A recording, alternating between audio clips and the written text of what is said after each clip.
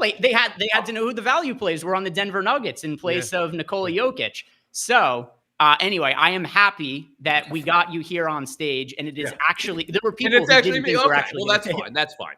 Yeah. I had not a similar. Nothing is similar to that. I'm sorry you guys. No. But I fell for a fake Woj account. We did a story, and the story was right, but what I sent my video crew was a fake tweet, and it made it onto Around the Horn, and I had to call up Woj and apologize. It was about LeBron and the Lakers before he went there, so it actually turned out to be even accurate. But I remember calling up Woj, being like, Woj, I walked into one, I put your name out there, something you didn't report. I'm sorry, and you just feel terrible. But the best thing. What was it like getting told that you got after the show? I mean, Woj is a different cat altogether. I really like my time with Woj. So he knows what that is. I mean, but it's okay. Good. I'm glad we got this game here. I wanted to see Detroit and Chicago. Just went around the room with some of our guys, and I brought up, of course, the Anthony Davis trade. You think these two teams are in play for Anthony Davis, and who should be more of these two? Josh, you can start us off. Look at me. I'm already going around the room here. Let's go. Josh, around the horn to you. I don't know why the Pistons would do it. Yeah. It just seems easier to keep Duren at this point for whatever that number ends up being in the offseason. Yeah. And obviously projecting out, take the younger guy. For the Bulls, I could see it. Don't expect Kobe White to stick around. Can you package him, Patrick Williams, and something else, or ship out Vooch to a third party? AD from Chicago, like that piece all makes sense. I don't know if that makes them any good, but they just want to be the 7th seed. That's good for the East. Yeah, I mean, I think the shine is a little bit off the 6-1 start or whatever it was, right? And this is a regression to probably where they are.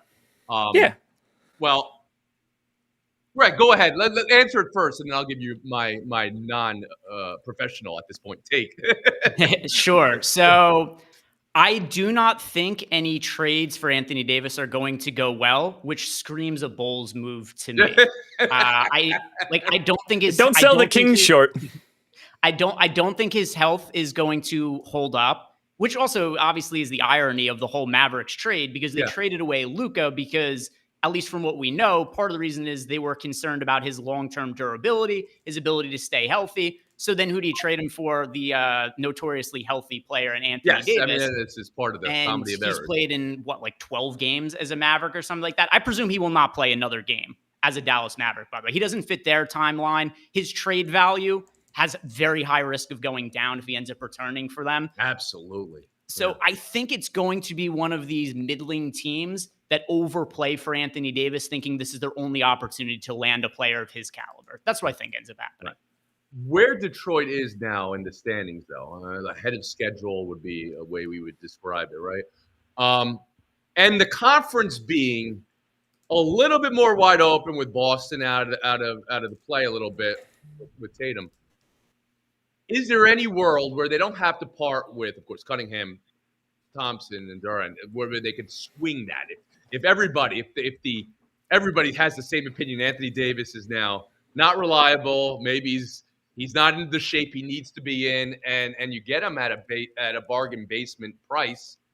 Could it be Detroit? I'm intrigued by Detroit here. I mean, it's hard to break up a young team that is making impressive strides, but I don't know how real, like, they're going to be plus whatever wins back-to-back years, I don't know how real that is. It's more of a conference resettling to me than Detroit really coming up. So that would be my wonder. I'd like to see how they play out the next 3 weeks and see if this turns into like a 25-7 start or something. I just don't know what happens to Duren in that scenario, because he's obviously not going to go back to Dallas there, assuming they're invested in Lively. Yeah. At that point, you're trying to get him to a third team. Now that starts to get interesting, because there's plenty, whether that's New Orleans.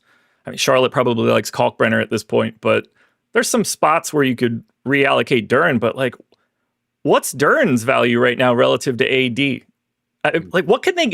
Is Dallas going to get a return for AD in the entire I don't know. Like they're going to shit on that return too? The return might be, I mean, it's going to be the biggest disparity in what you gave up to get him to what you get back in return. I mean, unless something happens funky with Golden State, let's say. Yeah. And I don't know, maybe a player on a team punches another player on the team, let's say, if that's even possible. And you got to split up, a couple of guys. Something that's the other. Yeah, because they're like Draymond or Butler have to go out if that one happens. That's what could be, but I don't know. Just it doesn't seem to really fit there. I can't find a landing spot for AD that I think is realistic because someone's going to have to give him a bag in the summer. He's extension eligible. He's going to want to get traded. I don't know how they're going to do it during the season at his number, given all the apron restrictions. I don't know how this ends this year, which it should end this year, but I don't know where he goes. It's like he can't go to New Orleans. That's why I think a team like the Bulls is going to overpay for him, because that seems to be what happens in these spots more often than not. If there's not a natural fit, it's just going to be a team like Chicago and, hey, take 3 of our first round picks, and they bid against themselves. I've been asked by the chat to give you guys a buy or sell. We'll go full league here. Okay. So we're not just locked in an 18-9 game at the moment. Who you buying as the most improved player in the league after the first month of the season? Josh, you want to start us off? Oh boy. I was not ready for that. Oh, I got you. I caught you. I could go right, first because I'm take this if you have somebody. Yeah, so just because I'm pretty involved in betting futures markets, and it's something that I'm doing every single day, just buying and selling some of those numbers and placing bets and whatnot. For me, if we're just talking about the favorite, it's hard for not to be Josh Giddey, just considering what his counting numbers are. Yeah. And I assume, Tony, you're talking about this from like the award perspective, correct? Yeah. So historically, there's a couple of things that people look for as far as voters that you could kind of point out for what guys are going to be selected for. Number one is a first-time All-Star. Yeah. And a lot of that is going to be based on what counting stats are. Mm-hmm. And if you look at all of the players who have the most impressive counting stats so far and are very likely to be a first-time All-Star, like Josh Giddey just fits that bill more than any other. I mean, the volume of the points and everything is real. And if they make a trade and get Anthony Davis, I'd love to see how that actually works, because that would be I think that would be tamping down what Giddey has done so well. Agreed. That would it would make the team better, but it would hurt his candidacy. But it would hurt his overall candidacy for this fake award, or not fake award, but yeah, we're on the same page there.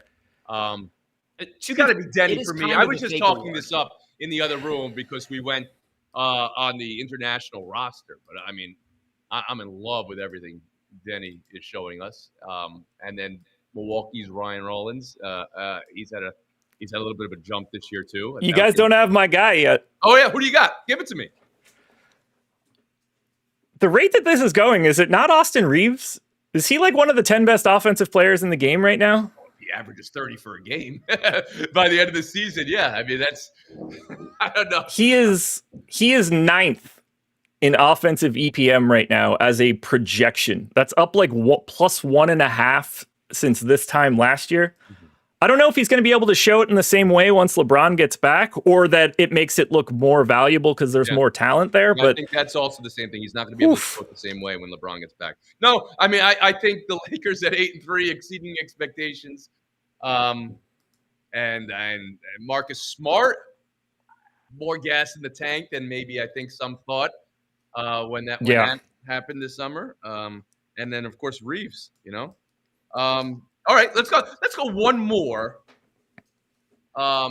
topic here since the chat asked for it. Okay, let's do it. Forward to, of course, the Heat Cavs rematch of the best game of the season, and of course Cleveland fits everybody. Is that the right move? I know we could say whatever we want about the load management, but actually just the logistics of you had a day off yesterday, so now you have another game, and you just lost to a team. In the way that you lost to them, did you want to see a team that we know can win regular season games, but needs to show a little bit more backbone, maybe is the word I would use to describe it, in the postseason? Maybe come up and put their foot on Miami today, or are you all right with them sitting them? Greg, you could start us off. Sorry, one sec. I was updating my lineup here for DFS because we got 4 into the lock. So I'm multitasking right here. Well, I want to know what you updated right now. I want to know what you were thinking What jarred in your mind when we were talking about this? But go ahead, Josh. Yeah, I got this. I don't mind it at all. No. I don't blame them. I just don't think that teams have any incentive to care about any single regular season game anymore, which sucks. I'd love for them to just play less games and have them be more important and see this happen less. But for right now, like the Cavs, the only thing that's important to the Cavs right now is making sure they have all of their Cavs in April. I hate it. It doesn't make me happy as a fan.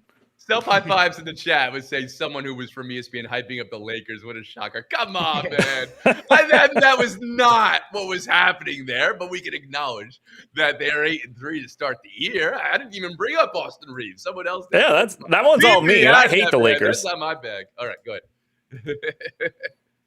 I hate the Lakers, so I don't want to talk about them ever. You guys legitimately averaging 30 points a game. You could talk about it. The other thing, too, is we are DFS players. We're gambling men. If we can't just play to our biases. If Josh was never going to play Luka or Austin Reeves or LeBron or whatever in DFS or willing to bet on these players, we would not be doing our jobs properly. All right, what's your plays for tonight? Tell me what I should be tracking tonight. Let me. Well, I'm really hoping for a big game out of Dennis Jenkins, but that's probably not the thing you were expecting to hear. Yeah, so that was Woody Page's last FaceTime ever on Around the Horn. He was like, just really get on Jenkins, Tony. Yeah. No. There's context to that for DFS with everybody out for the Pistons. He's a big value today with Cade out and with Duren out. His salary is hype up as the if exotic. he's Let's go. cheap. Let's go. So, yeah, hype it up. Yeah, I need Şengün if we want a real person. No. You missed some of our talk about really non-important players in the grand scheme of things because they are really important for DFS. Yeah. So sometimes we'll be on this show and it'll be 20 minutes of us talking about Ihor Dioman. It makes sense though. There's value there, right? I mean, whether it's because of opportunity, because of other players sitting and all that. I think that's true. Yeah.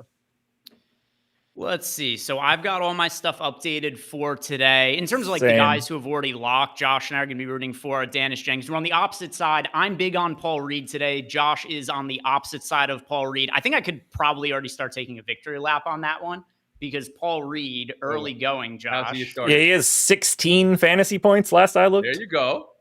So I'm going to already I'm kicking Josh's ass. That's going to be points for me on Around the Horn. And he's getting points for you. Yeah. Points for me, I points appreciate though scouting the minds for those hidden jewels there. I was just going through the rookies and the young players as I was asking in the Around the Room game we just played. But I'm still high on Reed Shepherd. I don't think he's gotten enough touches and everything like that. And that'd be a guy I would be flagging for a breakout coming up soon. If I was doing that. Chat, jump in here. You could ask me anything and have me pick these guys on anything, or this is not a great idea. Oh yeah, no, I'm here. You should never tell our chat to ask you anything. That's a bad idea. AMA, here we go. And my other thing is, I'm like an astronaut in the ocean right now. This is my first stream of some kind, and I feel like I'm just floating around and ready to rip. So let's go. Chauncey Billups. You're gonna. Oh, okay, yeah. People are 75% of the questions are about the FBI and Terry Rozier, which another story that is well known within our circle that you wouldn't know anything about. But I had a troll tweet years ago about Terry Rozier when I won a bet. Here's something I frequently do. If I win a bet and it's an under and people get upset and the player leaves the game with an injury, I will troll people on social media and say, I knew this guy was going to leave with an injury. And I'll post a screenshot of the bet.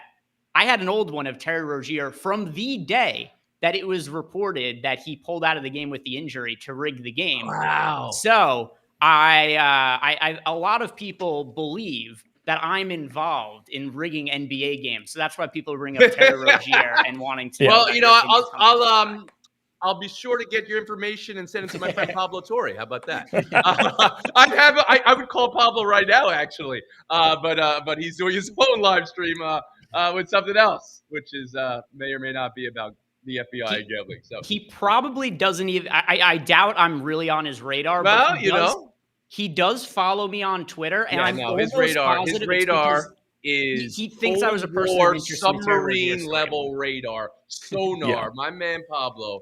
I mean, let me talk chop a little bit since we're in a break here. I mean, I loved my time in Around the Horn, as we all know. I mean, but I love finding the new voices to put on the show, and Pablo was one of those guys. He wrote for Sports Illustrated in his early 20s, mid 20s, and wrote the great piece on broke athletes going broke after having at that time $50 million contracts back to them. And I just thought that was a dude who was tapped in and who was able. And then of course he had the lucky break of being college friends with Jeremy Lin, and Jeremy Lin blew up, and now he's right in the front. So I had him on when he was working for Sports Illustrated. Then ESPN signed him afterwards.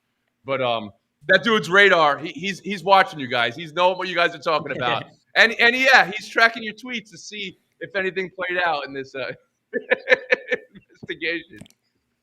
I do related to that. I have a question for you that I'm kind of interested to hear your take on, because it's something I've been thinking about a lot, and it relates to Pablo's work. Yeah. What do you think about the state of sports journalism and the value that Pablo is providing? Yeah, I mean, because that seems to be something that has kind of been replaced by influencer media and things along those lines. Sure. So I'm kind of wondering what your just overall stance and thoughts are. Well, of course, as a friend who loves him, I'm proud of him. As a observer of, and somebody who I would not call myself a journalist. I worked with journalists, and I tried to uphold their code when I was doing, of course, PTI as stat boy and Around the Horn with Bill Plaschke and Tim Kalishaw, guys who were covering games the night before and then on Around the Horn the next day.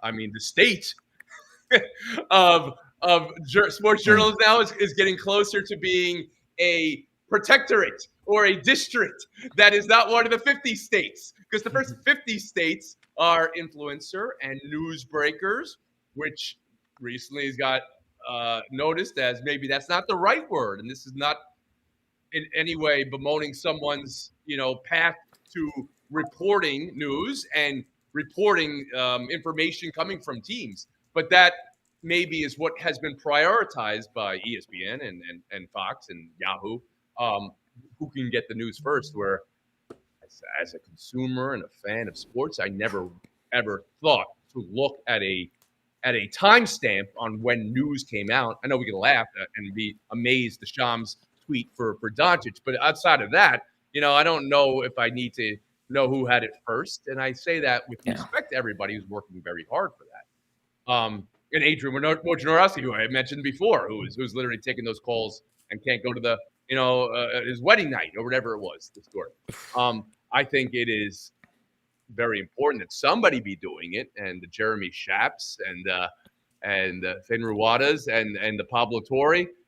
That's necessary, and I think Pablo's doing it in a way that people are noticing. And some people don't agree with how he's on Twitter or other places, but the point of that job is not to make everybody happy. And the point of that job is not to be first. And the point of that job is I mean, everything that has been thought of what the business, it's not that. It's something completely different. It's to keep on digging. And you're I know how hard Pablo's working. I mean, I can't even get him, at the dinner. And that's right. He's been working on stories for 7 months. 7 months.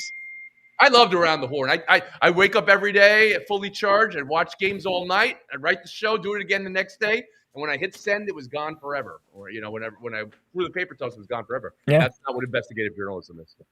I do wonder if there's people like Pablo or Ariel Helwani who are kind of a dying breed of reporter that see a lot of negative public backlash because people are so unfamiliar with journalism in 2025 that they don't even understand what it is that people are doing. I believe that to be the case too. That's my opinion on it.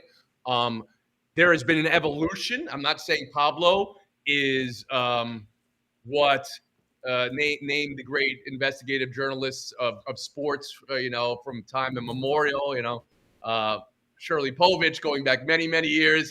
I'm not equating him to the people who are on Mount Rushmore of sports reporting, although, he's certainly doing something in the digital space that nobody's doing. So let's give full voice and credit to that.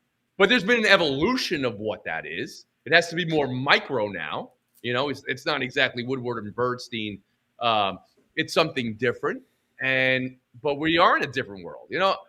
I happily, and I have no hard feelings about my time at ESPN, and I'm going independent now. That's what I want to be doing, and that doesn't mean I'm gone from other places. I can work for a little bit here, but still do my own thing and feel control of that. Because I think the industry for me became about followers, and I like connection, right? Followers being, direct to consumer. Let's use that expression. Sure. Not a negative thing. I want to be direct with fans, right? Which is precisely why something like this is something that appeals to me, just to show up today and drop in with you guys. Yeah. Because for me, I just did a TV show for 25 years in a row, every single day. I'm not burned out. I still love sports, but I still wanted to go back to find out why I loved sports again and not just be in what I was, which was a mode of hammering it out, right? And that was watching games, of course. And that was being in the community watching games, right? And not just, doing the show and coming up with today's debate. So that's where I feel like there is a moment here. People might say, is sports media broken? Is it too repetitive? Is it too purposefully messy? Or is it too much influencer? I think we're in something I would call the co-creator era. Not the follower era where fans are spectators, but co-creator era where fans are part of it. Shaping, even in some ways, maybe not the story of the game, but the story of the full feeling of sport. And I appreciate that. It's a different universe now. Like, I could have never dreamed that this existed when I was coming out of high school and college. This is so foreign. But this, let me even be silly about this. This is AI proof in some ways. I don't know. There may be some AI bots in your chat right now, but I'm just saying connection. No doubt. Is the most human part of this. At least what we're doing is human, and I'm not talking to an AI right now. And we're loving sports in that way. Joke's on you. Neither of us are real. I could have walked into that. I'm doing a Substack now, and I always wrote my own scripts for Around the Horn. Of course, I had a wonderful team of producers and researchers too.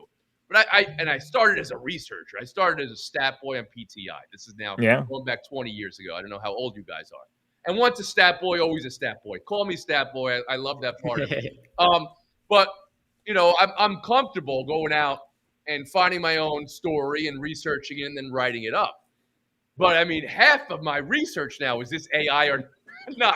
Am I actually watching a video from a game? Because I didn't watch this game, but I saw it on a feed. If I wasn't watching the game and I saw the feed, I love that moment. I got caught trying to watch soccer highlights on YouTube recently, and it took me like 15, 20 seconds before I realized it was FIFA. Amazing. Yeah, I know. They got me with video game highlights. Yeah, you thought you had the video game highlights. But I watch, I'm drawn, of course, to the human interest stories. I'm a feelings guy, right? Which is where I'm going in the future, which is why I'm happy to go independent because, ESPN is very much focused on games, which is one thing. But also my style of storytelling and sports viewing may not be where they are right now. But I was watching Tracy Morgan after the Knicks home opener get into a car and have a young fan come up to him and dap him up.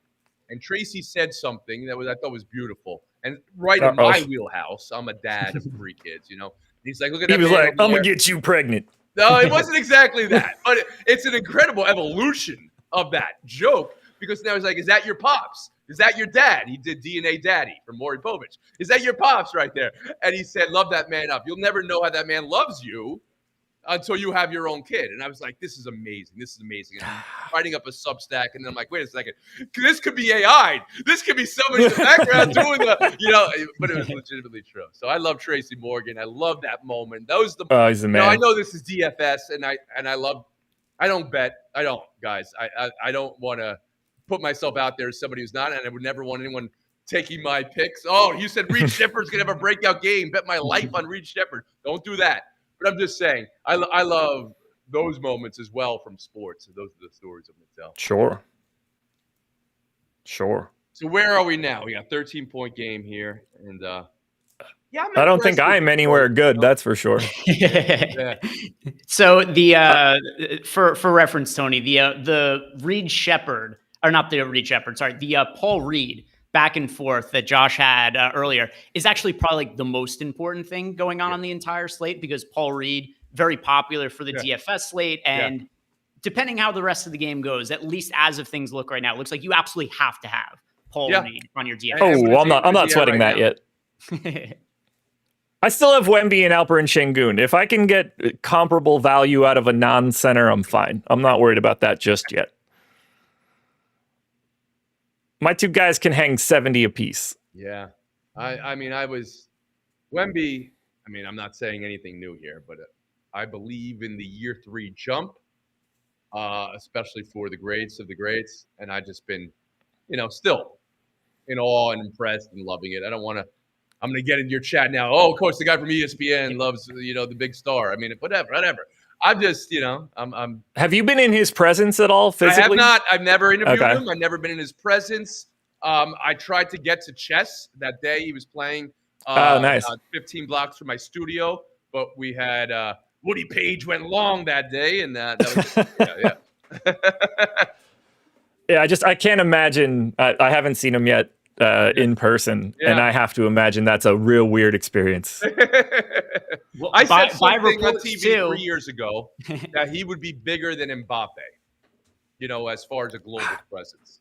And this was me, really. I was just cooking. I was like, whatever, I'm going to throw it out there. Because I believe, soccer, of course, and global soccer is enormous, and no one's debating that Messi is, the biggest. But I do think you have that secondary oomph.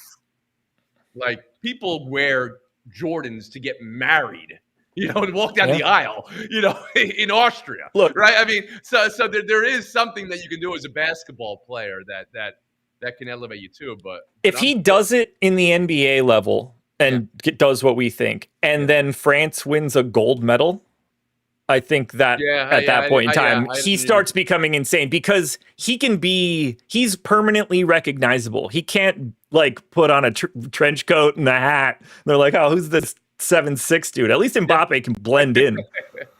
Well, related to that too, just because I think all of us here are on the same page. Barring health, Wemby's inevitable. Mm-hmm. Who's bigger all time? Is it Michael Jordan or is it Lionel Messi or Cristiano Ronaldo? This is great. I think my answer is Jordan. I know this is part of the debate I had.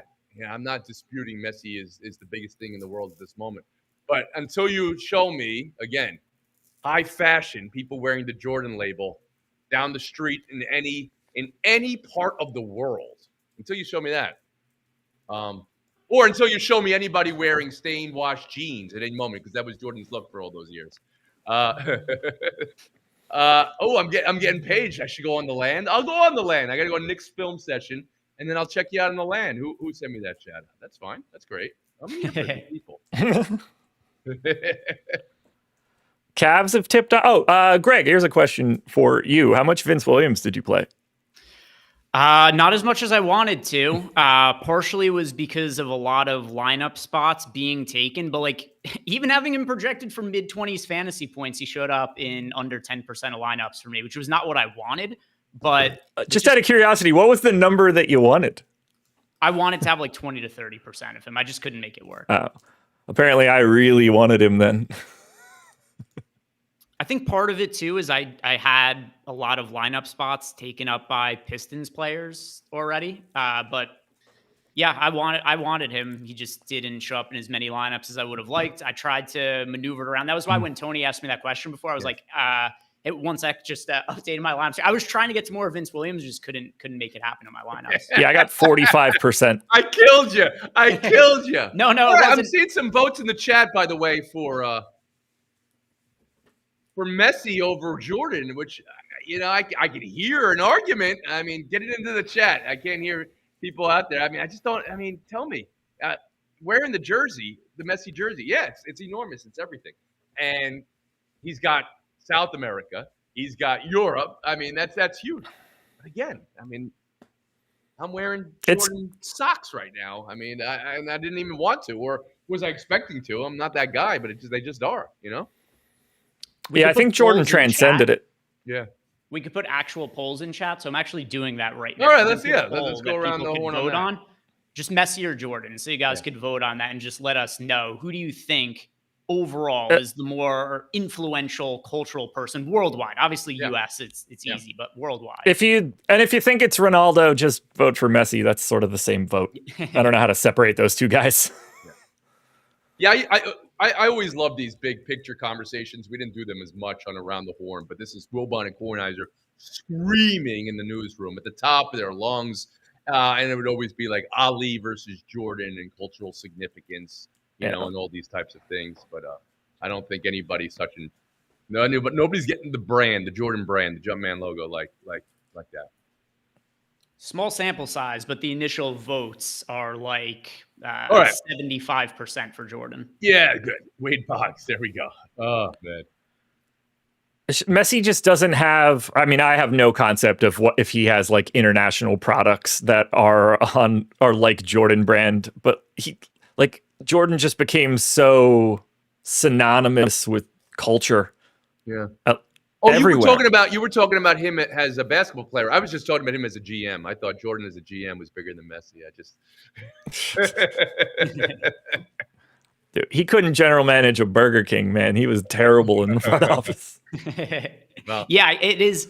I'm trying to think, like, what would I trust Michael Jordan to manage? Certainly not an NBA team. Potentially a Burger King, maybe a McDonald's. Well, franchise. The famous story, as you all know, because you guys are a wine cellar. Incredible hoop heads. But he had the number one pick.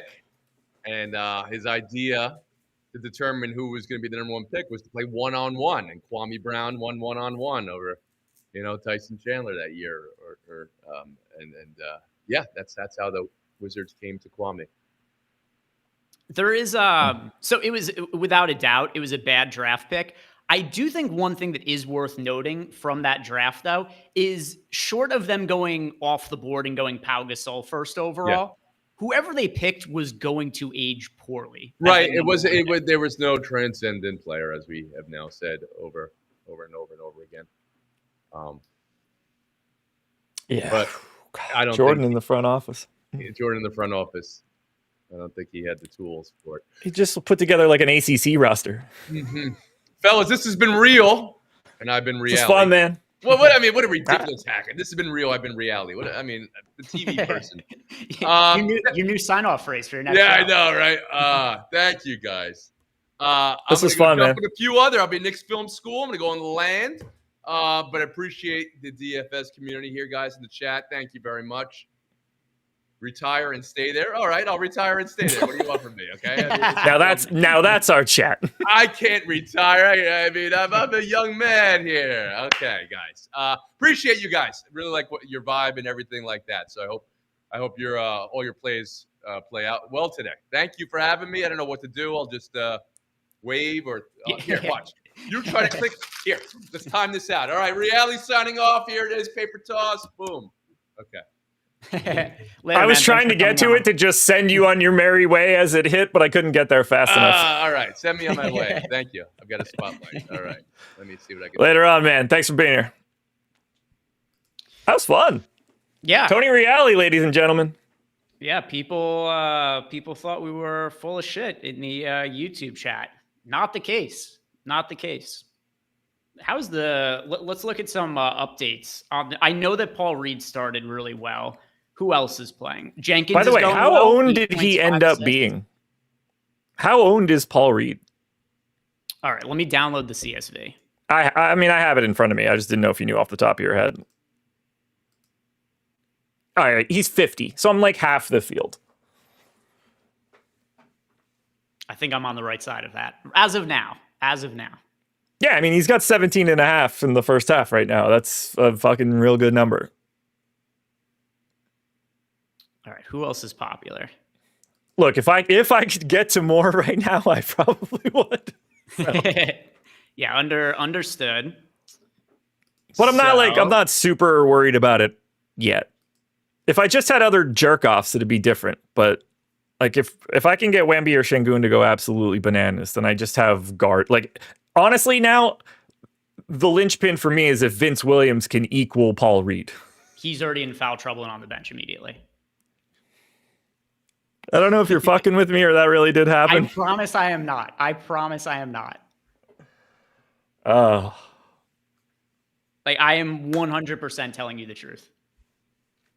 And like, I didn't want what I got of him. I was trying to bat it down, but fucking talking to Tony Reale, how the fuck am I supposed to late swap during that? Oh, I was doing my swaps the entire time there. By the way, Triple J, you are on the right side of that one so far. He has not made a field goal 5 minutes into the game. He's taking the shots, they're just not going in. He's 0 for 3 from the field. Miles Turner having a day so far. Don't have any. Oh, Danish Jenkins is the second highest scorer on the slate right now. Yes, he is. He is 42% owned. What do I have? I have 68. I have 63. I would like to have more. Kalkbrenner, big day. I don't think that matters. Ryan Rollins is having a pretty poor first half as chalk. I don't know how much of him you played. Actually, all the Bucks chalk is going poorly right now. I have 28 of Rollins, so that's pretty good. I'm guessing he was significantly above that. Yeah, he is 47% owned.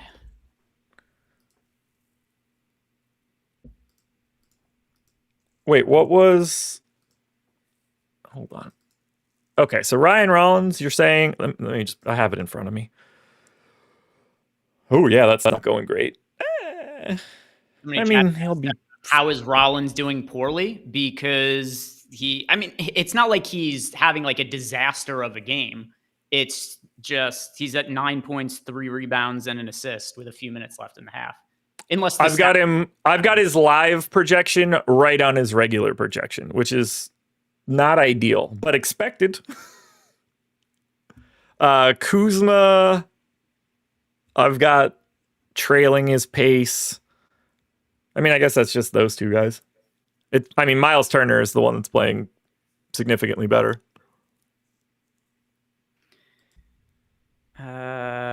Kuzma, mediocre start. Yeah, Rollins did just make a shot, so that ups him a little bit. Ah, shit. Paul Reed just hit a 3. At what point are you going to say Reed must have? Oh, never. Never? I have no idea how many minutes this guy's going to play. It's not out of the realm of possibility he doesn't step foot on the fourth quarter and he plays like 18, 19 minutes. There's 4 minutes left in the second quarter and he's at 12 minutes. That's true. That is a very true statement. I mean, yeah, he could get hurt or whatever. I mean, they're up 13 right now. 11. We got the game on screen. Oh, it wasn't. I mean, the last score on the screen was Paul Reed, or that came in from Playbot, and it was 56-43. That's why I read it. So something happened after that didn't pop up from Playbot. Yeah, Jenkins is going well. Also, Triple J checked out really early. Still time to go, but a little bit of buyer's remorse is him being the guy who I was most aggressively overweight to the field to. Yeah, I'm just not going to stress too much about a center only value play until it's actually happened.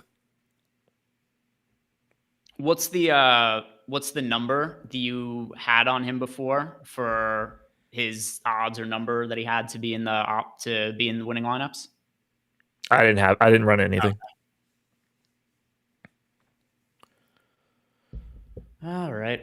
People in chat saying that DeAndre Hunter sat early. Also, by the way, guys, so Josh and I will be done here in a few minutes, but we actually have the stream going throughout all of the early games today. So we got some people from Tails showing up next. We got Brad Thomas coming on and a handful of the other experts over on Tails. So trying to see what we could do to build out the show to see what is possible for us to keep it going a little bit later. Yeah, Cy Young's came out. No surprise there. Tyreek Skubal, Paul Skeens. One thing that I assume you have no information on this, Josh, in terms of not something you've been paying attention to. But one thing that's been really clear about prediction markets, the winners of awards are somehow getting leaked really early. And like 2-3 days before they're getting announced, people with inside information are buying all of the shares of award winners on the prediction markets. It is. Yeah. This is not like a scandal right now or anything like that. It is so blatantly clear that there's insider trading going on. Well, yeah. I mean, there always was. Destin Don, can we give EMAC the option to change the games? He's always had it. He just didn't realize it. I went through it with him the other day after our show. He's good.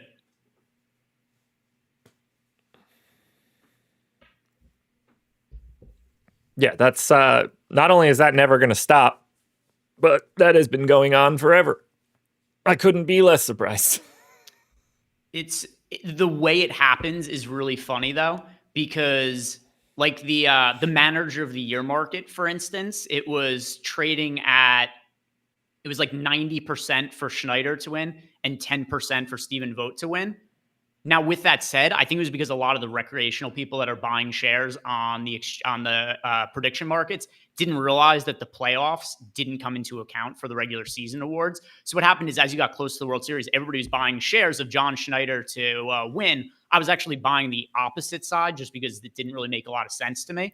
But either way, like 3 days ago, all of a sudden, it went from Schneider being 90% to win to Vogt being 99% to win, but like 3 days ahead of it being advanced. And it was like 3 people bought all of the shares on the entire market. I was like, all right, this is suspect. Good for them. Yeah. Must be nice.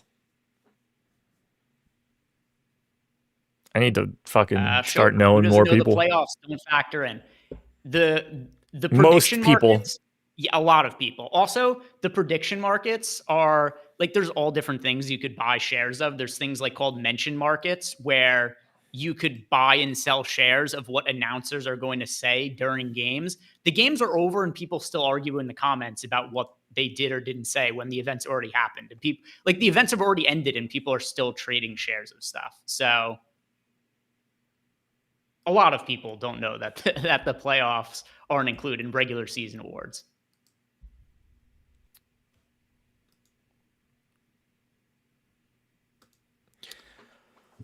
Are you ready to get the hell out of here?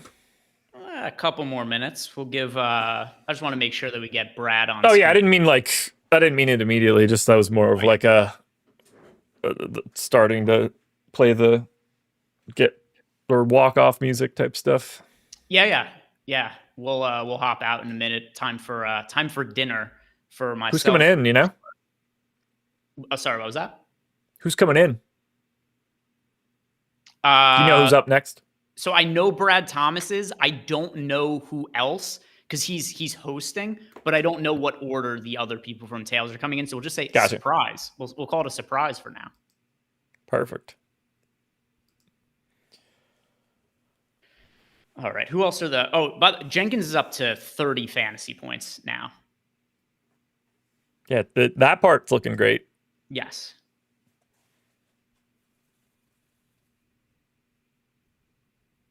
Who else?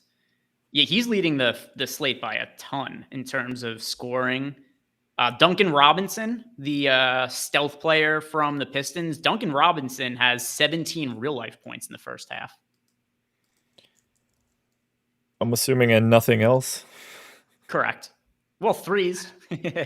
I guess I have that in front of me. Let me just click load games and look at it. Yeah, 17 points, 5 threes, 2 rebounds. Yeah. Aaron D says in chat that he played Robinson one night and he got like 5 points. Well, that probably was not a slate that Duran and Kate were out. I don't know if I have Duncan Robinson lineups. I do not, unfortunately. I have one. That is one. Hopefully it's the correct one. Yeah. Who else? There are some very low-owned players scoring a lot of fantasy points right now. I definitely didn't need Paul Reed to play at like a 1.9 fantasy point per minute rate. Franz Wagner has 24.5 at 2% ownership. Duncan Robinson is 22 at 1% ownership. Bain has 20 at 2% ownership. That game still has 5 minutes left in the first half. Boncaro got hurt too, by the way. How old is Bain? Never mind. Bane is 2% owned, but Banchero's hurt, which is going to that's like a main reason that we're seeing those fantasy points to Orlando. Yeah.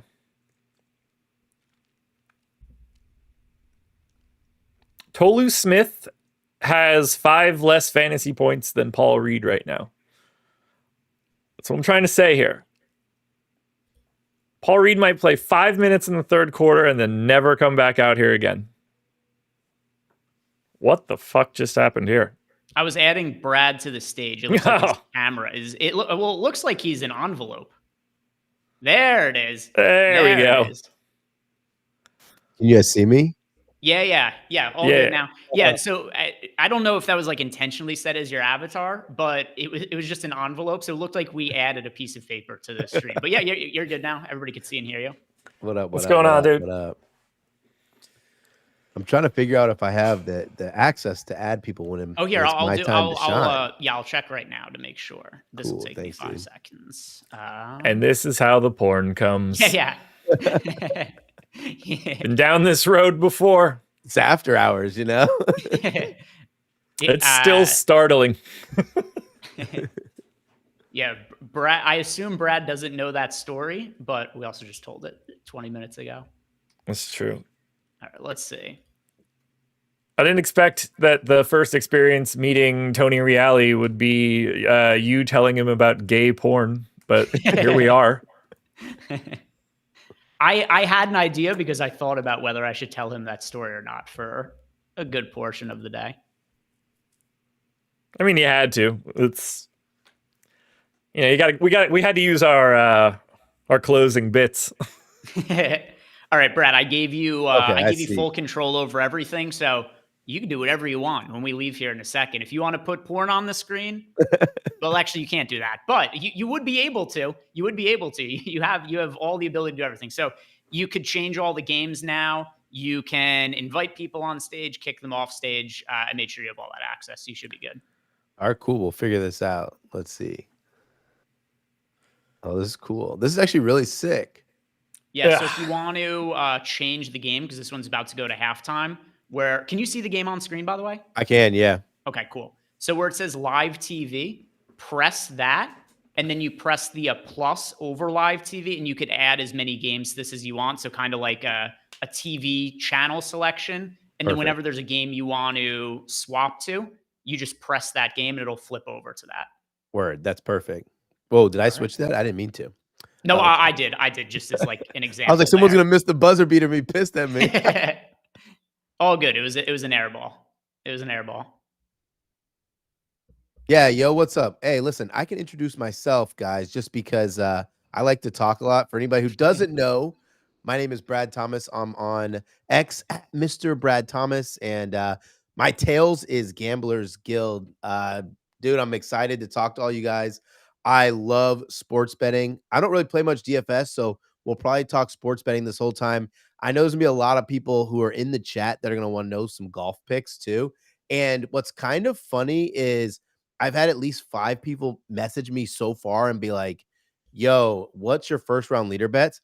I haven't placed any, but I definitely have some options that I like. If you guys are interested, I can also go through that as well. Also, by the way, EMAC just threw your Twitter account into X, Twitter, whatever people are calling it these days. Your link, it's in there in chat. So if you guys want to follow Brad, Lord BLT is, I forget how it is that they differentiate them, but Lord BLT, that is like your front-facing name over on Twitter. If you guys click on that link, you could follow Brad over there. I'm about to go grab dinner in a second. Brad, are you good with everything? Yeah, I'm good to go. I know there's gonna be a ton of questions on. I've already seen some people asking about UFC. My name on Tails is Gamblers Guild for anybody who's interested. But yeah, dude, thank you so much. Yeah, guys. So stick around, hang out with Brad. We got guests coming in and out for the next couple of hours. I'm gonna grab myself dinner because I've been doing shows for the last couple of hours. But good luck, everybody, and Brad. See you later, dude. Peace. Yeah, no, I saw someone say Real Madrid. I'm actually not like a Madrid fan. I'm a Juventus fan, but I part of like a mystery kit collection club. So they send you like scarves, different kits. And so that one was pretty sick.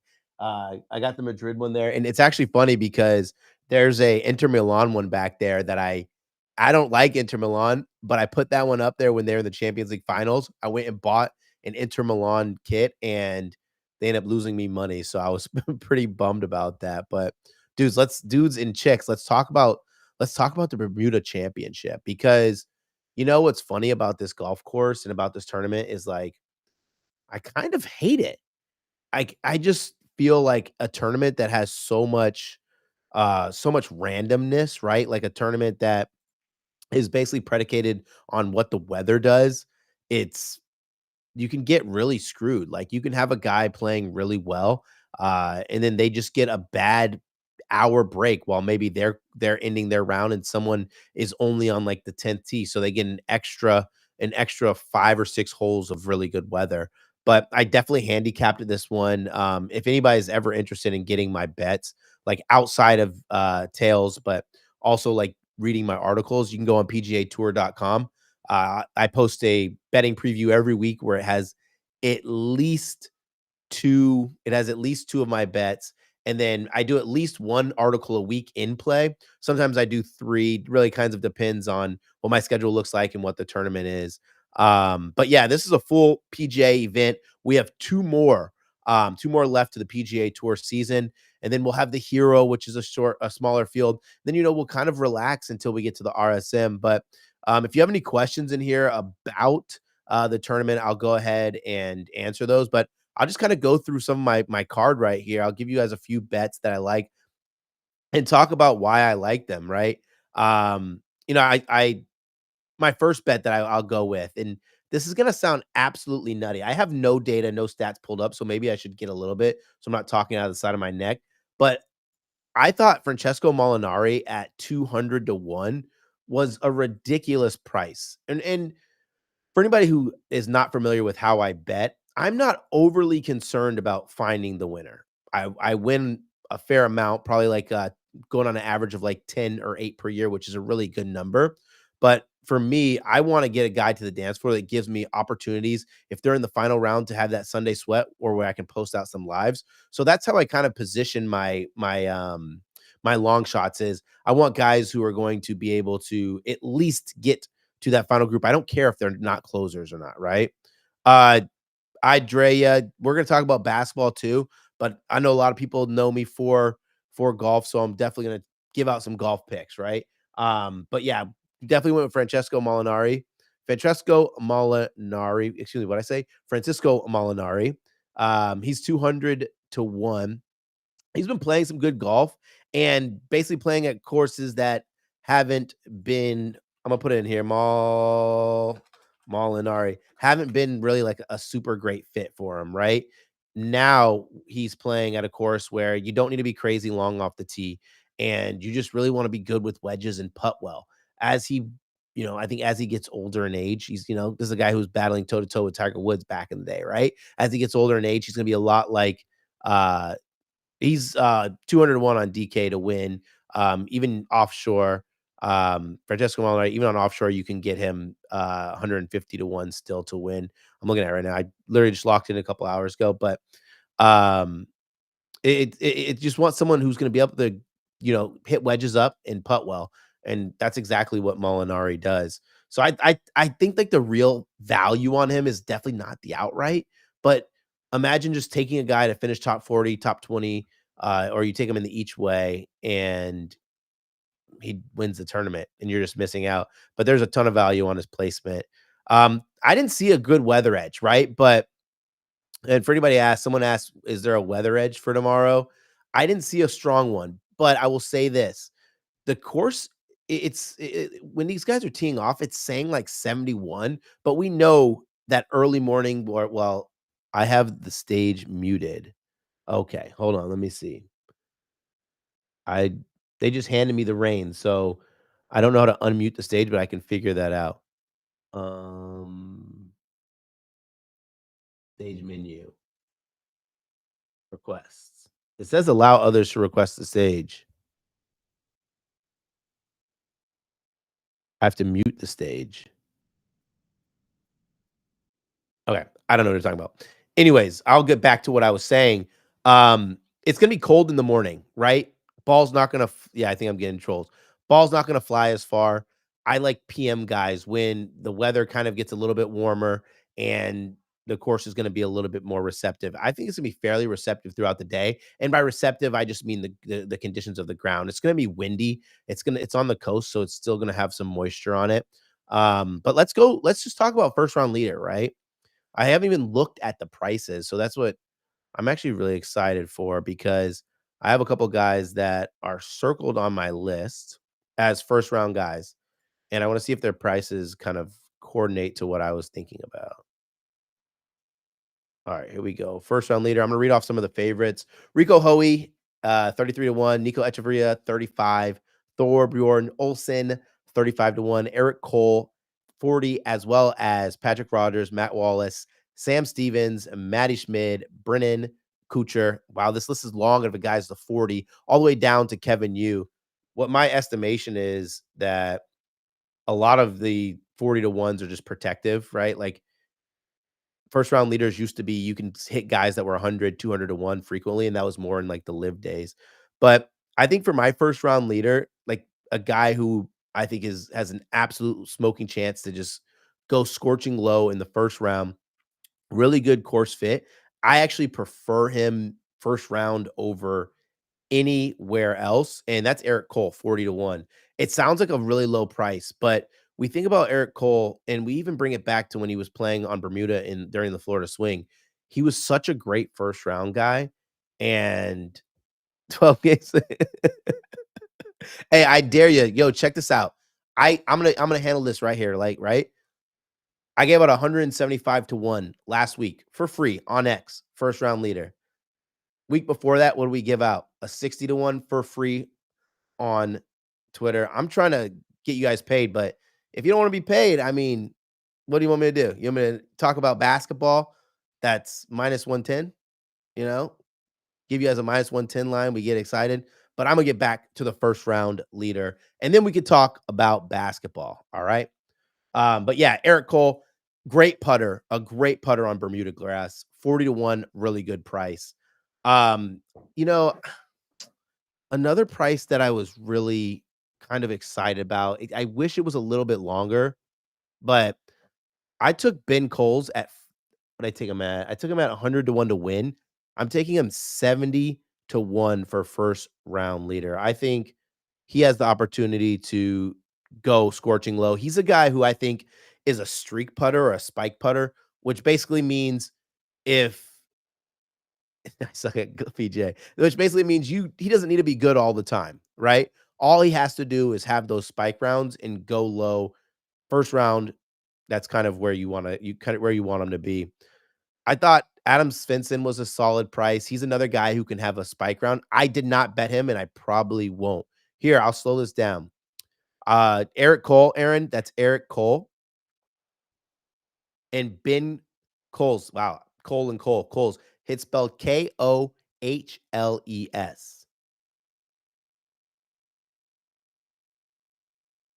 You guys got that? He's 71, first round leader. Those are the two that I'm going to lock in for now.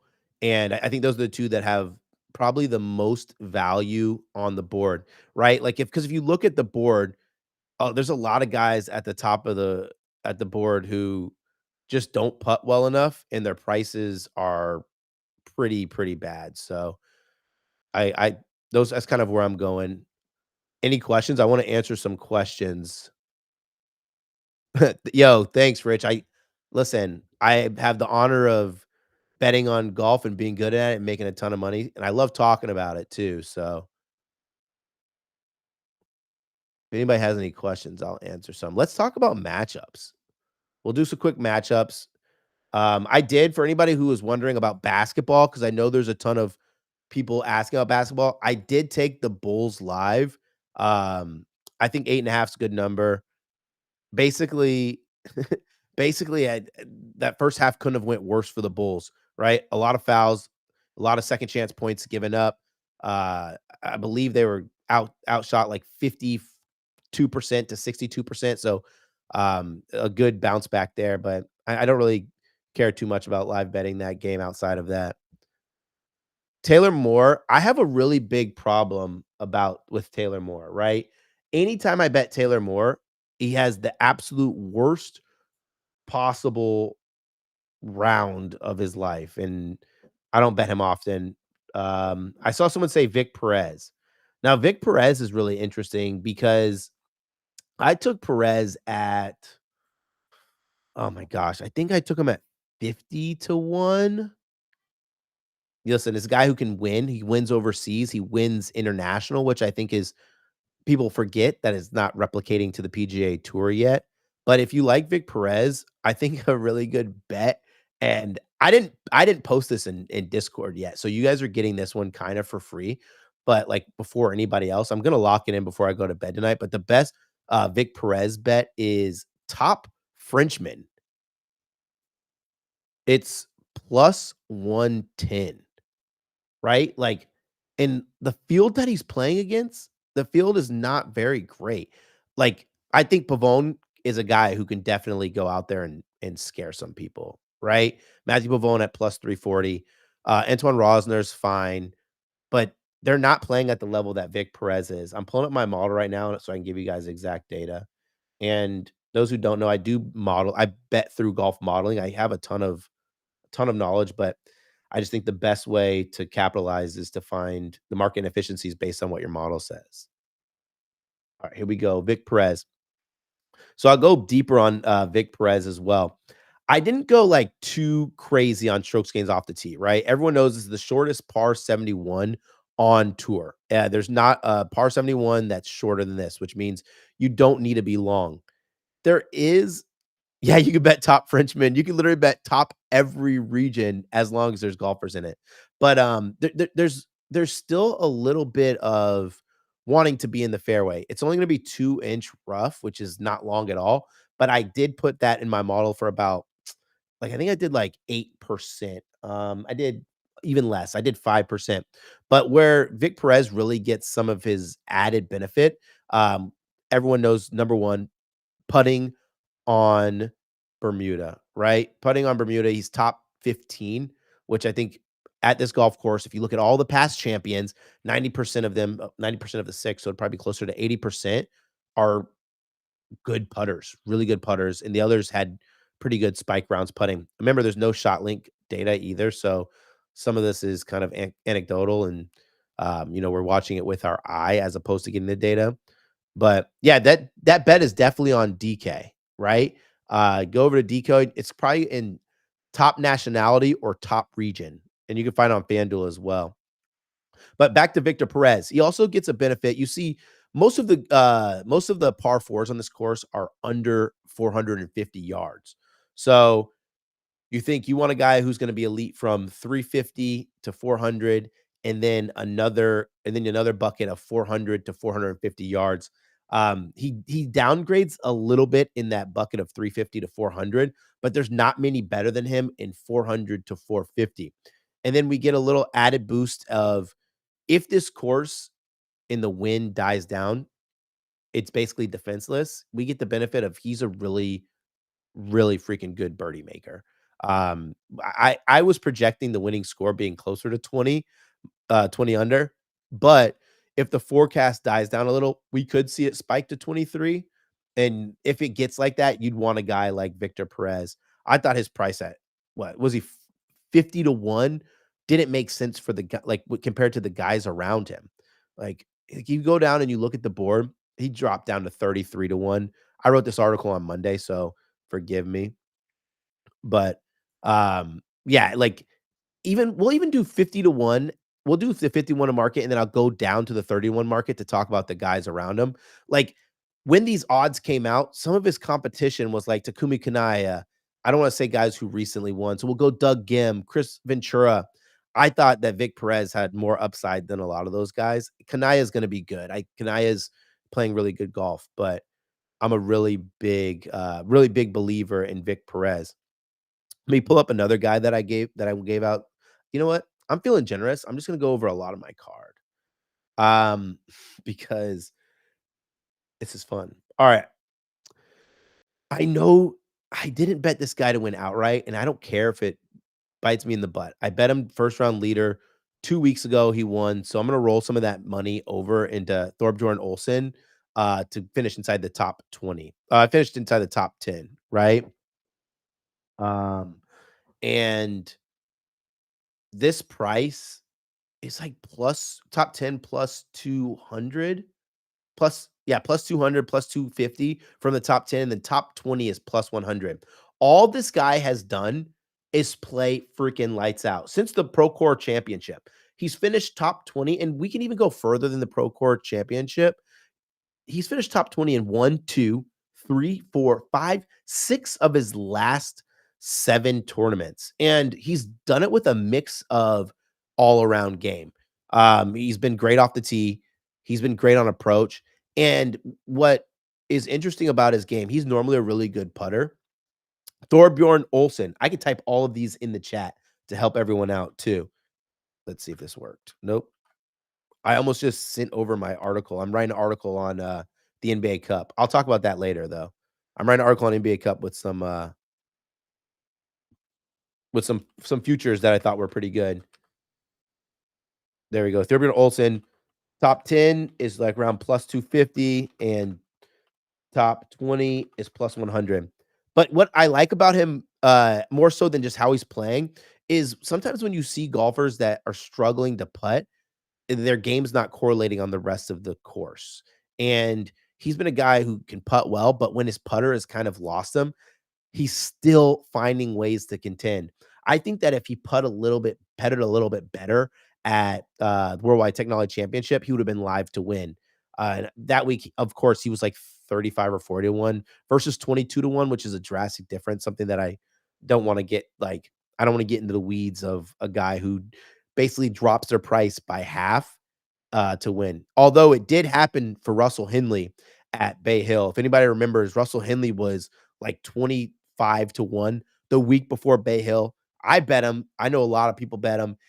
He went out there and he choked, and then 50 to 1 at Bay Hill. I ended up getting on him live because I thought he was going to win, but that was just kind of like bad judgment on my part. Let me go with some more. Yeah, I can switch to the games.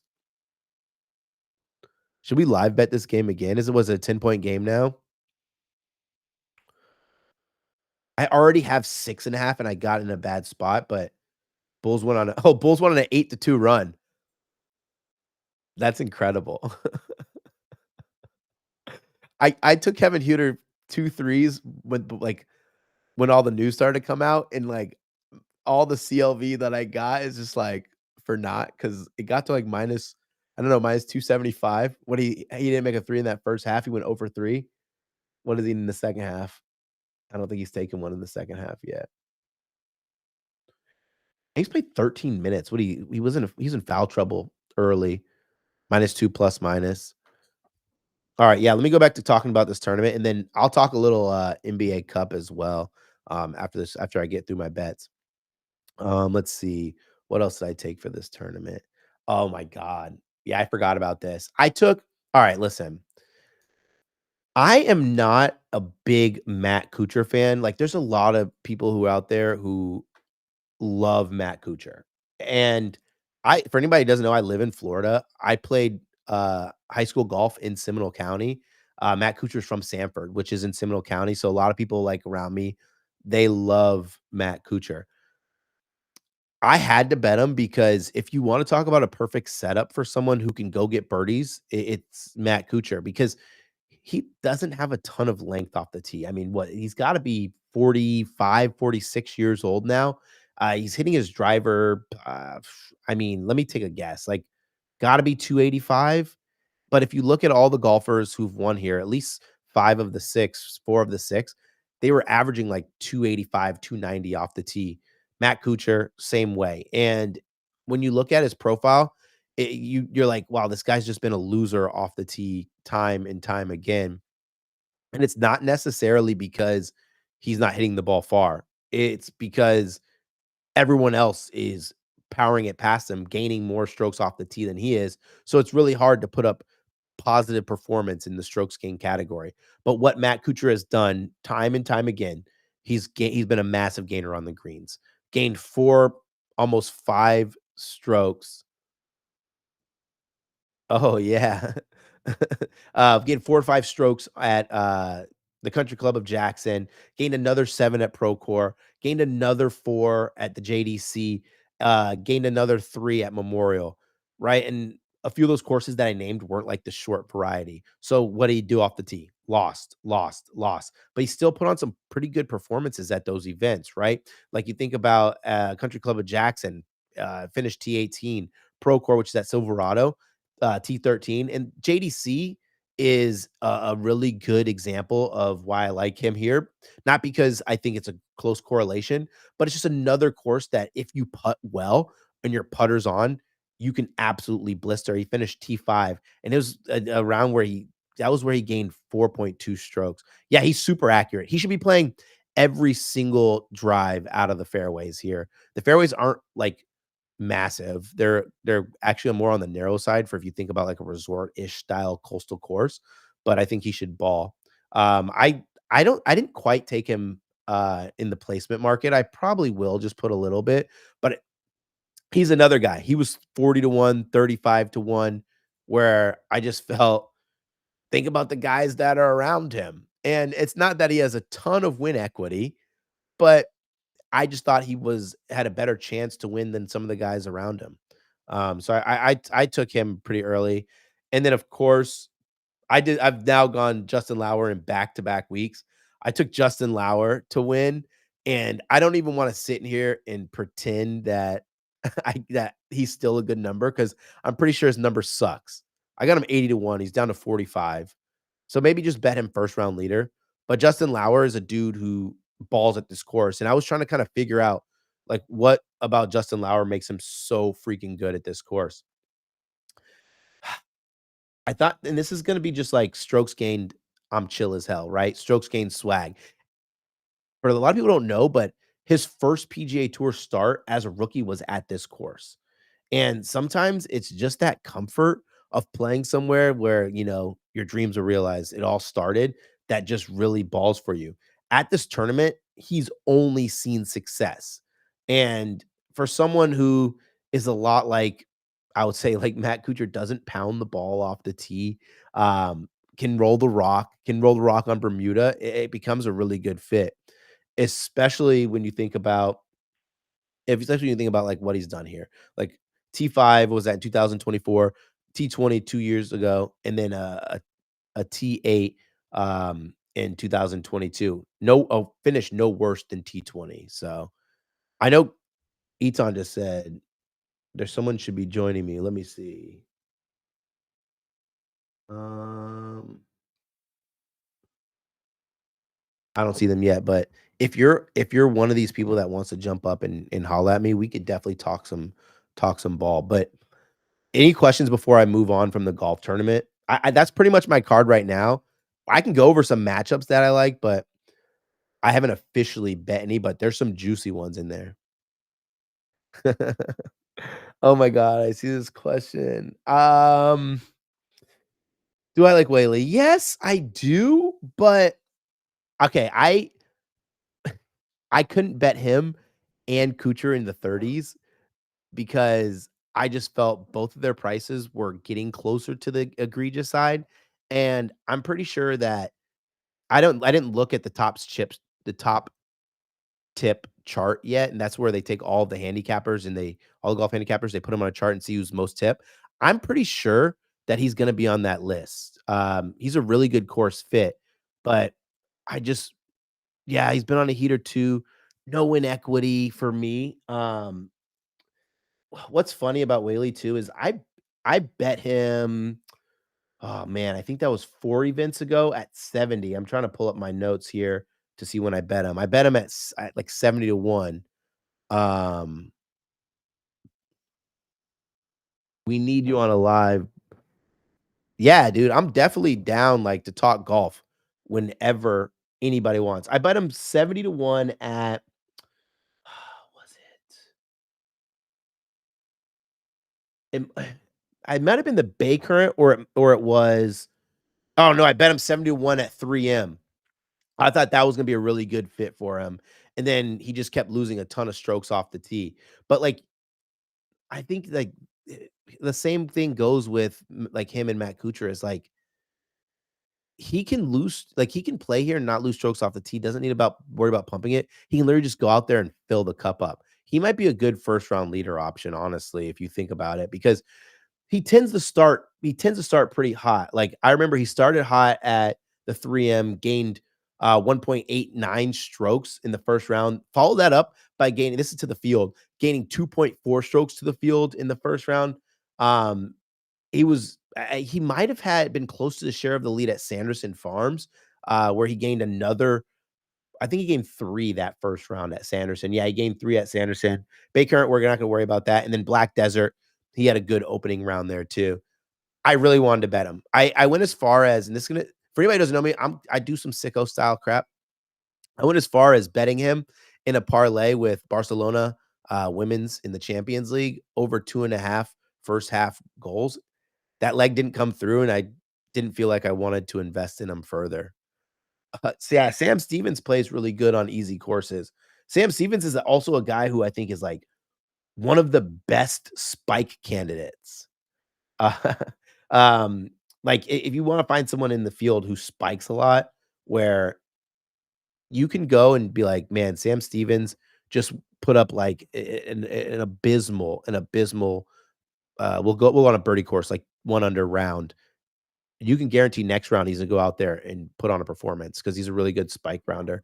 But I didn't mess with Sam Stevens. He's been losing a ton of strokes on approach.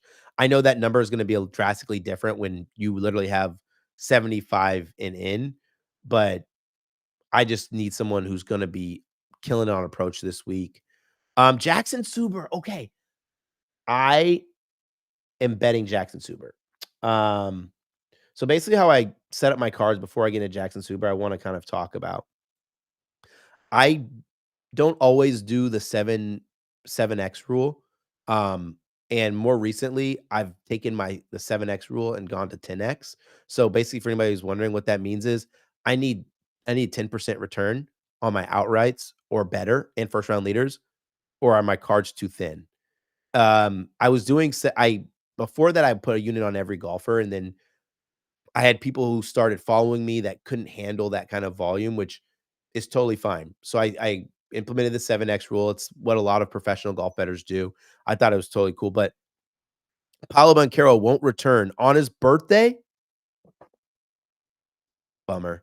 But I switched to the 10x rule. I think that 10x rule makes you get a little bit more bang for your buck.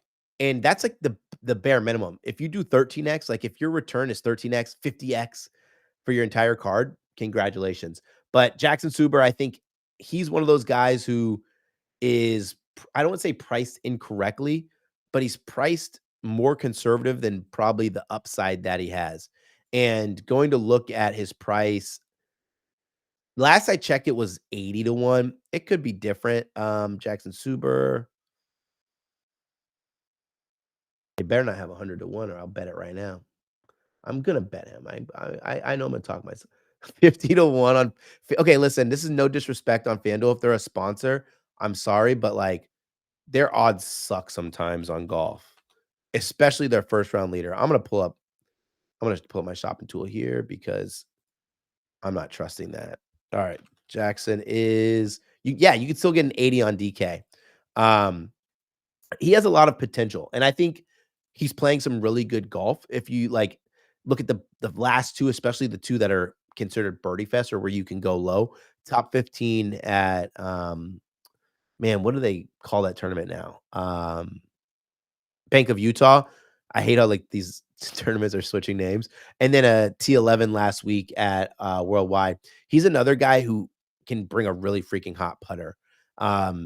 Honestly, what you could do, and this is totally not, I wouldn't recommend doing this all the time, but what you can do for a tournament like this, I think you could literally just make your buckets something like approach from 100 to 125, approach from 75 to 100, and then add in maybe putting on Bermuda, scoring on easy courses, and playing in the wind. Put those 3 things in together in a bucket, make a model that way, and you'll get pretty much exactly what you need to compete here. All the upside coms from hitting greens, making putts. The greens aren't massive either. Like they're going to feel massive. Everyone's going to hit greens in regulation pretty high because they're literally hitting from 125, 100 out. So it's not hard to miss the green. I think tour average is like 65% from 100 yards out, 75%. So Matt Wallace. Oh, the snub, the snub, the snub, the snub. I've been waiting for Matt Wallace to have that massive tournament after getting the snub, right? And doesn't get to the Ryder Cup. I thought he would have a win by now. And it's hard to win on either tour. But if you look at the Omega European Masters, he played really good. Finished T2 there. And honestly, probably should have won that if he played better, putted better in that final round. Good putter. I think he's fine. What is his price? I think he's another one of those 30-1 guys, right? Like another one of those 30-1 guys where it just felt the books were super protective. But, this is kind of funny when we talk about Matt Wallace that I don't even think I realized this when I was handicapping this. Dude's a straight birdie getter, right? 4th over the last 36 rounds in birdie or better percentage gained, which is a really freaking good stat. Really good par fours, 400 to 450. So I think if you like Matt Wallace, I can't talk you off him. And also Matt Wallace is a really good spike golfer too. That's typically when you see those guys who have those high birdie or better percentages, they're spike golfers. They literally can go out there, put together a 61 round, and you might not see them the rest of the tournament. Any underdog picks for the later games? Let me pull up underdog. While I look this up, I want to, yo, here go. I could listen. I don't want to get recorded, but I could fight that man right now. This is like the second time in the last 3 weeks, or third time in the last 3 weeks that I've been on Higo, and he's got my hopes up, and I'm left holding the bag. Like he's tied on 15 3 weeks ago, and I didn't get paid out. And then last week, he goes on and plays the best golf in the third round, can't convert it into the final round. And I got a good number on him last week too. That's Higo will leave you holding the bag. All right, I'm pulling up underdog right now. See if anybody I like.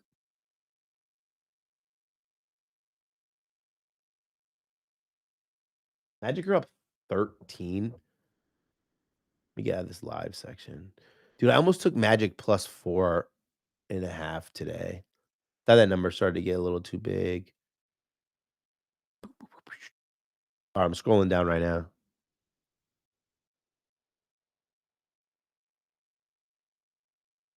What time is it? Dude, it's such a massive slate. Sometimes I get myself in trouble when it's these really massive slates and I'm live betting because there's just so much to live bet on. You get kind of carried away. For anybody who doesn't know too, I build NBA cheat sheets. I've only posted one in Discord this year. I've been super tied up with PGA Tour. But if you're in my Discord or you're on X and you're following me and you want to see a cheat sheet, you can just send me a DM or hit me up and I'll send you over the numbers. It's pretty simple for me. I just put the teams in and it spits it out automatically.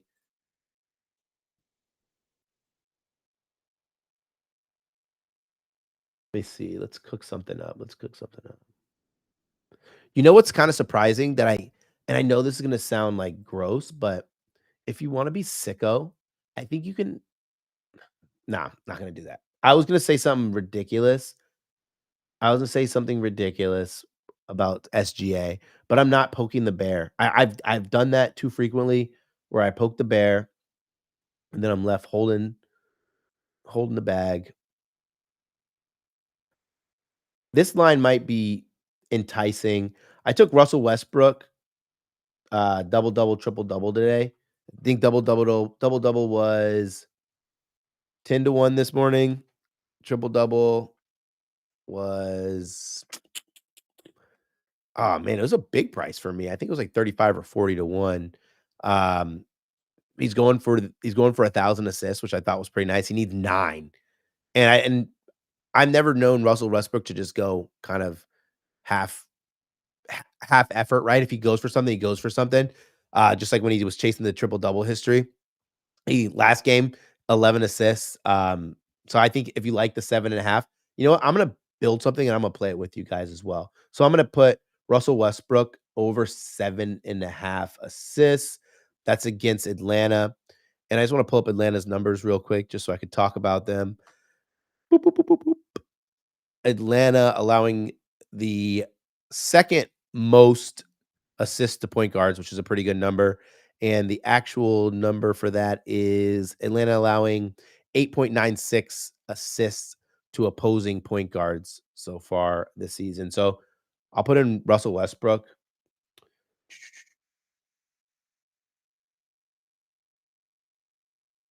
This is the game I wanted to talk about a little bit, was that Denver game. I was doing like some NBA Cup stuff, and I ended up taking Denver to win their group. But I don't actually like that as much as I like them just to win, because I think they can finish as a wild card or they can win their group and you just get more value. But they also can be a team that finishes they don't have enough points to finish to be the wild card and they don't win their group. And so then you're only sitting on a plus 260 ticket. Aaron Gordon talked about how they're finally like playing with confidence and they feel really, really good that they're kind of all after the same goal. I think it's really hard to reset, right? After you win an NBA championship, it's hard to reset, hard to have the same motivation. And so they kind of felt that, especially on the defensive side of the basketball. Like, it's not like this was a team that was a great defensive team historically, but now they're top 5, and this is really early in the season, but they're top 5 in defensive efficiency. I think they're 3rd. And then as always, when you have Jokic on that team, you're going to be a really efficient basketball team offensively. These are just off the top of my head. I think they're 4th in offensive efficiency. So I thought them to win the NBA Cup was pretty fun, and Jokic to be NBA Cup finalist. He's averaging like 26, 9, and 7 or something like that, which is pretty good. Let's add another leg. So we got Russell Westbrook, over 7.5 assists. I'm gonna go back to that game. I'm gonna go back to that Denver game because I want to fade the Clippers a little defensively. Um,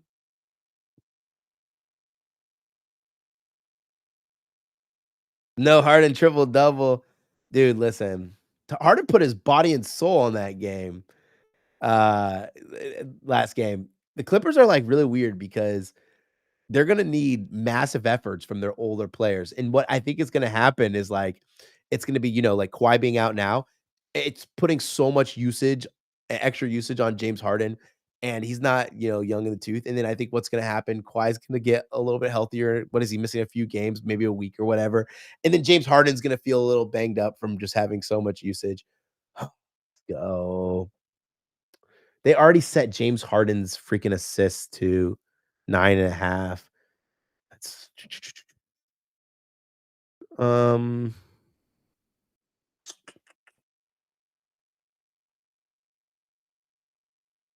I don't want to take his points. That sounds crazy, but I'm trying to click on his profile to see.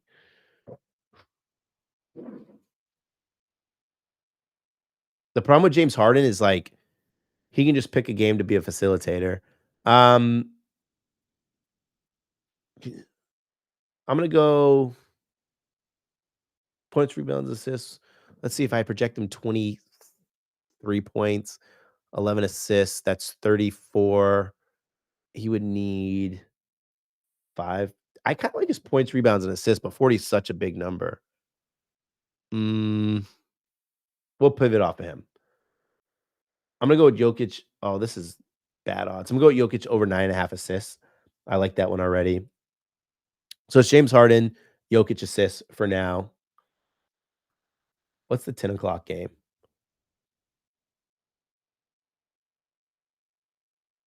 Also, if anybody requested like the homies that want to jump on this show, I don't have that thing open. If you wanted to jump, let me know. I will I'll make sure I pop it up. Dude, the Bulls didn't bring it any closer. I just saw the score 70 95 79.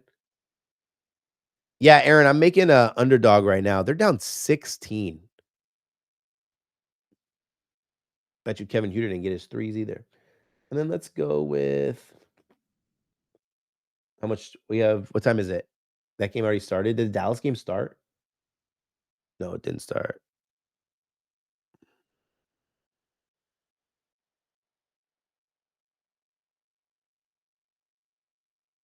Let's go with this 10 o'clock game.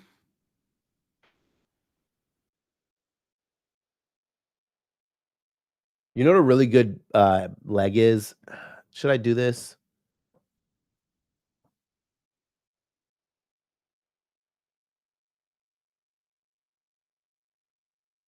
I really like this, and but I hate doing legs that are like this. I really like Chet Holmgren over 7.5 first quarter points, rebounds, and assists. But I really hate doing them like in a underdog because it can blow up your underdog right away.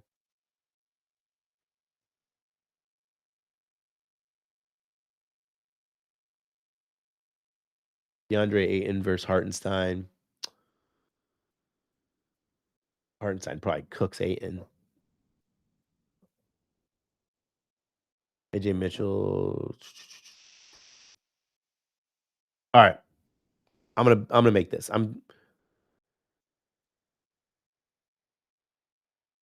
Here we go.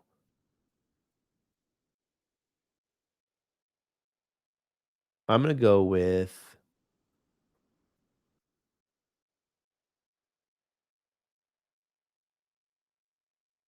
I should be a sicko and take Chet Holmgren under threes, but I'm not.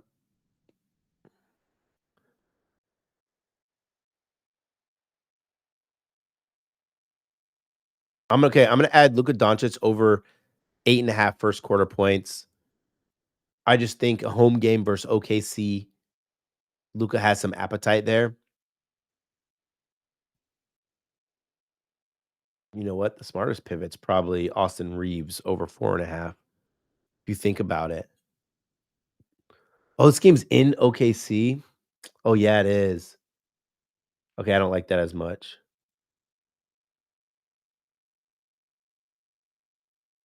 You can take SGA over 7.5 assists.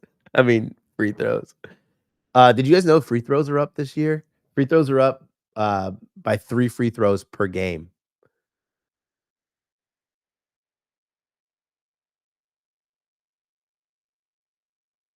That Reeves one's a good look.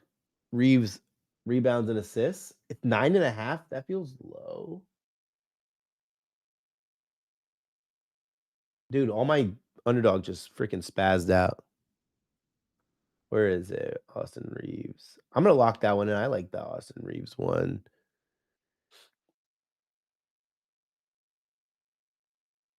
I like that. Good looks on that. Okay. What is the payout? 2.73.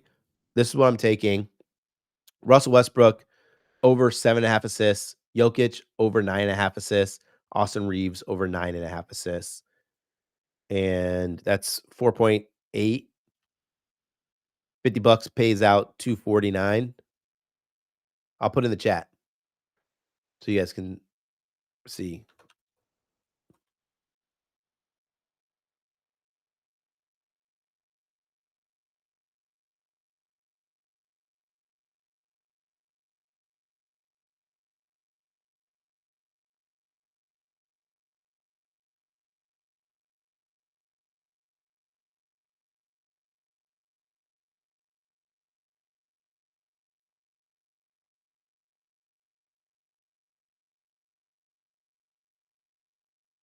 Oh, come on, underdog. Dude, I got free prize pick money today, too.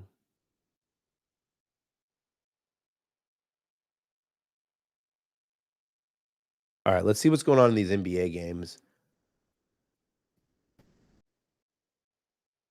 I am a big live better, but betting on NBA live and then giving the bets out on your X account or your Discord is really difficult because I don't feel like I always want to wait until the quarter ends to live bet.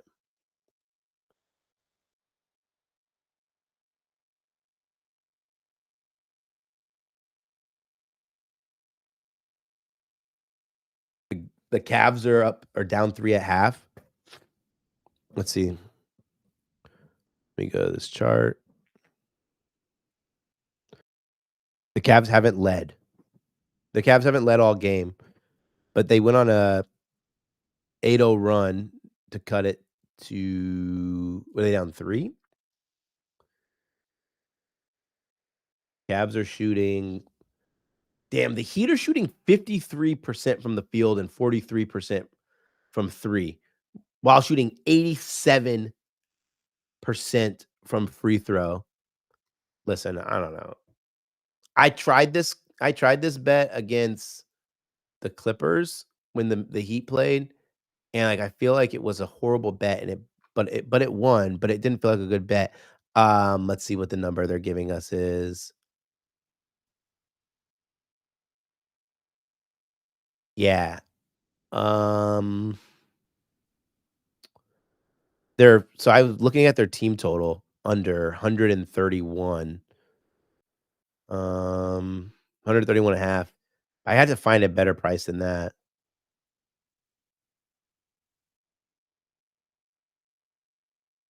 That's just a torrid pace to keep up.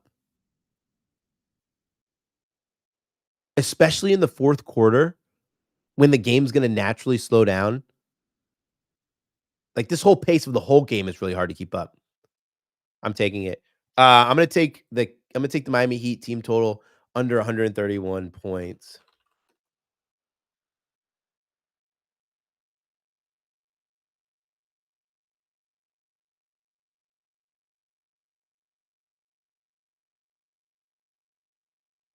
That pace is just incredible. Like, you just can't keep that pace up. Not while shooting 60% from the field.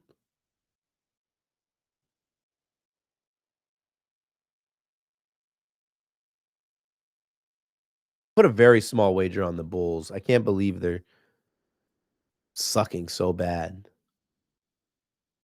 They started the half really strong. In your star theory though, right?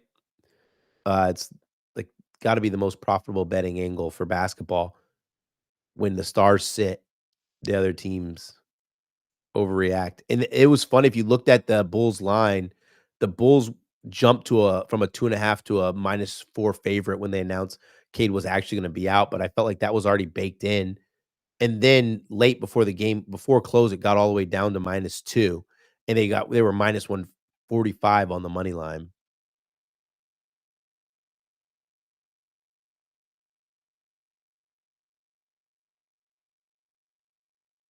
I know someone asked me about the fights this weekend. Um, and I normally wait until fight night to bet on the fights, but we could talk about them.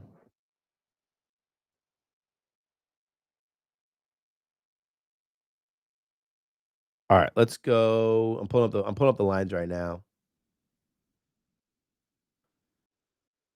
All right, so the first fight that I like, I'm like pretty sure I'm gonna take, and and that's the Valentina versus Zhang fight, right? Shevchenko versus Zhang.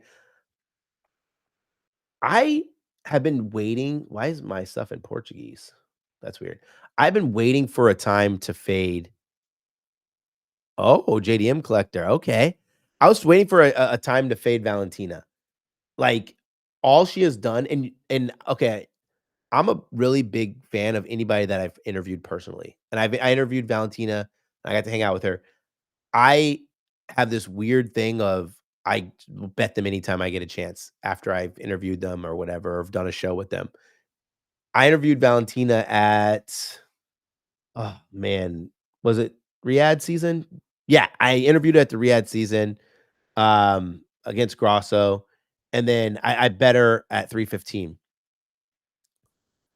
I don't know if I would say she was as sharp as I thought she'd be, but she got the job done, right? I think she won every single round in my opinion, except for maybe that first round.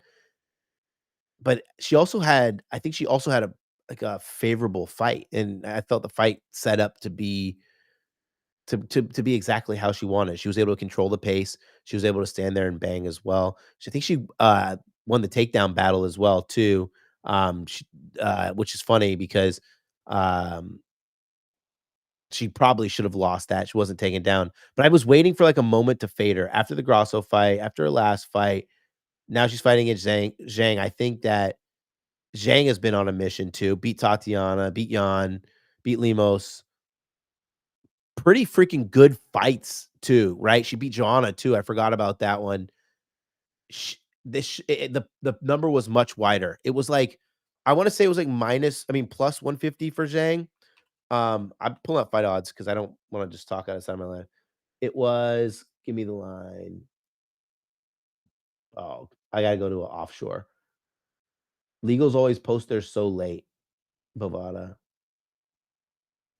Zhang she actually was plus 110. I misread it. She was plus 110. Now she's at plus 117. I think there's a little bit of value on her to beat Valentina. Valentina also getting long in the tooth. Um, and you can't bet this fight to go the distance. So if you want to get a little extra value, like to get to plus 150, you take Zhang to win by decision at plus 190. And this is no disrespect to Valentina. Like, I think Valentina's a really good fighter, right? But anytime I just feel like anytime fighters have been the champ, they lose their belt, they become the champ again. That road of defending is such a hard thing to do where Zhang's window is so short. Like, I think she has to capitalize on this fight. Has to capitalize on this fight because her window isn't that long. Not the best fight on the board, but maybe Zhang by decision. Dude, I don't know what to think about this Islam JDM fight. I'm I may like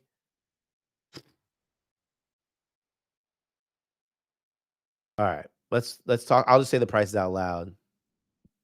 Yeah, yeah. Yeah, I'm taking Zane without question. Plus 117. When that fight got announced in my betting group chat with our friends for like, you have the homie group chat. I literally sent them we were hammering Zhang 100%. Like shouldn't be the dog. Um the JDM Islam fight is minus 250 justified for Islam.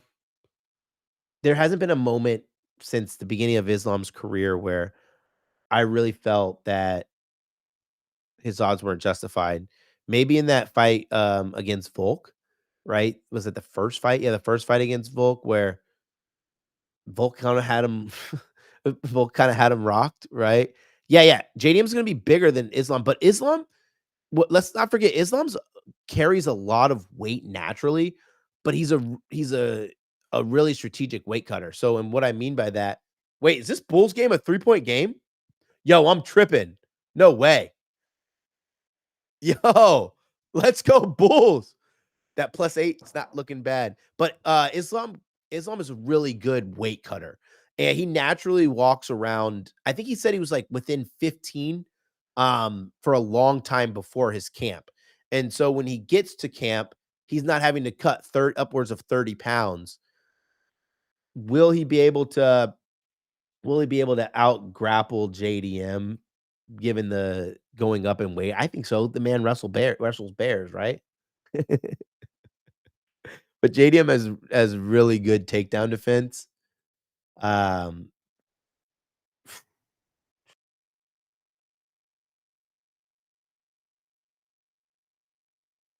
dude, JDM freaking made Bilal forget he knew what he was doing. Made Bilal forget that he knew that he was a talented grappler. But I'm just gonna go ahead and say this. Bilal and Islam are on two different levels in terms of grappling, in my opinion. And I also think Bilal's a big dude, but I think Islam's naturally stronger. You know, I actually didn't realize how big Bilal was until, until UFCX. When I was there, I was at UFCX and I was, like, doing the media circus or whatever they call it. Him and Sean Strickland were dudes who are much bigger than they look in the cage. Like, I was shocked. I was like him and Sean Strickland, I was like, "Jesus." Um, Sean is dude, Sean, I I don't know if I have the video. I had to take a video. So Sean, I didn't get a chance to interview him, but he walked past my table and all I did instantly was come up and put my phone and just record because I couldn't believe how freaking big he was. So okay, yo Jay, since you like JDM, what would you have as method of victory? You think this goes the distance? Islam does a really good job. Islam does a really good job of not putting himself in danger. That's what I really like about him. Is like he's a really strategic fighter. He did get caught by Volk, but he does a pretty good job of not putting himself in too much danger. Round props for the JDM Islam fight over 2.5. Oh no, it's not. It's over 3.5. We were running to the window if it was over 2.5. Yeah, I'm thinking it goes 5-2. Man, I'm just like, doesn't it feel like a lot of the JDM fights were like kind of against guys that we either overhyped or sometimes put a little too much respect on, or like even go the third way, like, oh, I said overhyped, right? Didn't I? Like Bilal, Gilbert Burns, Holland, like, but man, he has some. Those two fights were really good, though. I think. Listen, we need we need the Islam super fight, right? The Islam Taporia super fight. I just hope Islam's not overlooking this fight to make that happen because Ilya Taporia is a bad man, and you can't become the undisputed pound per pound champion going up a weight class, vacating your belt. Yeah. I listen, I agree, dude. I think he's scared. You can't because you can't think you're pound for pound number one baddest dude on the planet when you go up a weight class because I think you're hiding, right? I think you're running scared. But that fight needs to happen. What other fights are on the card that I looked at? Um oh god, Tracy Cortez should probably get rocked. No, dude, this is a an interesting one. Wellmaker um is a minus 163 favorite. I think Wellmaker, I'm gonna fight odds to see if we can get a better price than that. But I think that's a pretty good price. Malcolm's a freaking talented fighter. 144? Wow. 134 for Malcolm. You know what's weird about this one too is Malcolm's never then never is like a weird way thing to say because he's only had what 3 UFC fights, but he's never been out of the first round. And then Cody's been was out of the first round one fight, one of his two UFC fights. So the line is set at over under 1.5, over at minus 155 for rounds.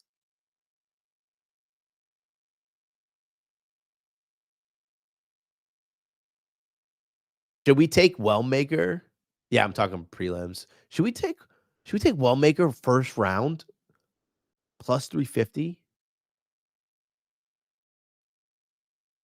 Like, you gotta imagine his pathway to victory is a knockout, and if he does it, he does it in the first round. That's a really interesting.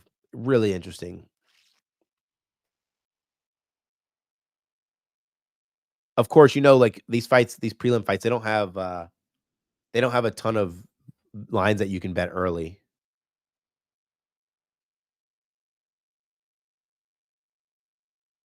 What's the score of the game? Bulls down 6, 6 to go. Just keep it within 6, please. A win is fine, but 6.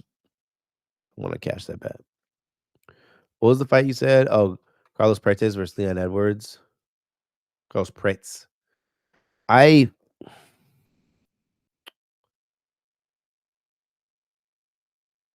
Carlos Prates. Man.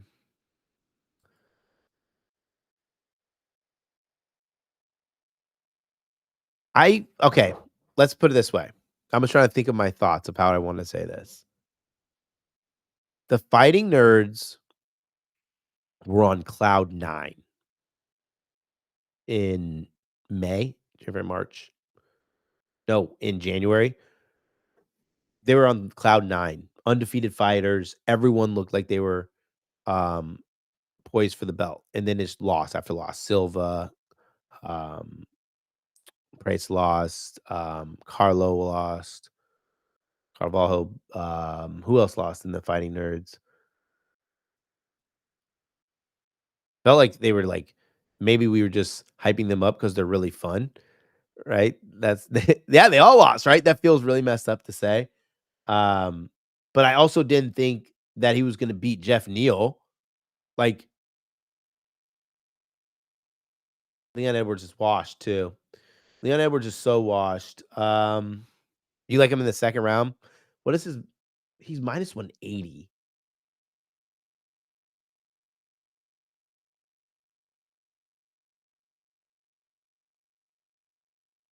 Man, like I think a lot of people were rooting for not a lot of people, but more of like the comeback story of Leon Edwards' comeback story against Sean Brady, and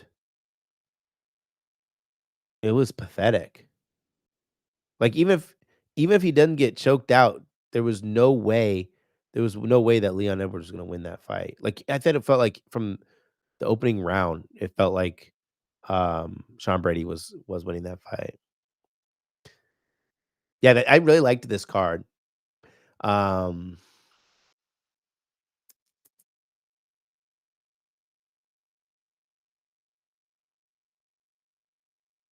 think Beneil fight's interesting too because BSD is a freaking man. I would like I would lay the minus 190. I would probably lay minus 200 on BSD to win against Beneil. Like probably in a heartbeat. I think I'm gonna bet that right now. I'm gonna find better odds. Yeah, he is. And I'm trying to like sometimes I put the fights I put one fight before the other, you know what I mean? Like when you're like handicapping, you have to go back and be like, wait, when did that fight exactly happen? But that Moicano fight, like I felt like he dominated, but I didn't think he was that good. Yeah, he won every round. He dominated every round. 5 for 5 on takedowns, 3 for 3 on takedown defense. 553 control. But I just thought that Moicano wasn't that good. Like, I didn't think it was Beneil being that good. Dude, yeah, I'm gonna bet this right now. For anybody's wondering, I'll put it in the chat. And for those who are wondering, like, when I bet UFC, I have no problem betting minus odd lines. Like, I'm not gonna go unless I know there's a clear pathway to victory. Like let's say I'm taking okay, here's a good example. Let's say I'm taking Bo Nickel. Like, I'm just thinking that Bo Nickel is not gonna be a guy who's gonna win fights by decision in his career. Not that I think he has this crazy knockout power, but I think if it's somewhere where it's really strategic, ring management, cage management by his opposition, they're probably gonna outpoint him, right? Especially if it comes to striking. So, yeah, he has mad potential, but, like so let me just take this BSC, I'm gonna post it here. Let me what's the best price we can get? 183 is the best? Minus 170 oh, I don't even know what that book is. All right, here, I'm post this in the chat for you guys, just so you can see what I'm gonna take. UFC 322. This should be an easy victory. No such thing as easy victories in betting, but I'll put the legal prices there for you guys too. Who's the best legal right now? Actually, the best price is on legal on DK.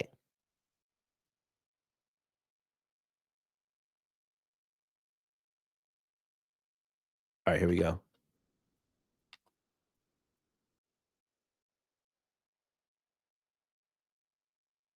Post this in the Discord, and then I'll press enter for you guys so you guys can see exactly how I'm betting.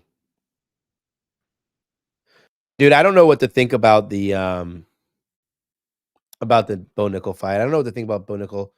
I love Bo Nickel. I've been able to spend time with him. I'm a wrestler. Like, how could you not love him as a wrestler, right? But from what we've seen of what's his name? Of RDR.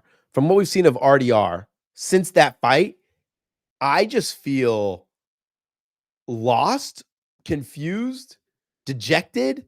I feel everything you can about how Bo Nickel just didn't look good in that fight, because RDR has become a major, major disappointment for me. Like, he dominated Bo in that fight, and then I felt he was lucky to win the Whitaker fight. This RDR, I felt he was lucky to win the Whitaker fight. Then then lost against Brendan Allen. He quit. He didn't lose. Let's make it the right way. He quit. Yeah, like he quit. Like that. So transitive property is like one of the most important things in MMA, right? Like, how do you just get dominated by RDR? I mean, that was like, this is pretty funny. Like, Bo Nickel's only able to shoot one takedown. RDR was the aggressor in there. I know the control time is going to be kind of different because he wasn't in the clinch that much in that fight, and Bo took him to the ground. So obviously the control time's going to be higher for Bo, but it didn't feel like it. Let's see what other fights. The Roman Kopylov fight. Someone said Kopylov knockout. Is Kopylov coming off a loss?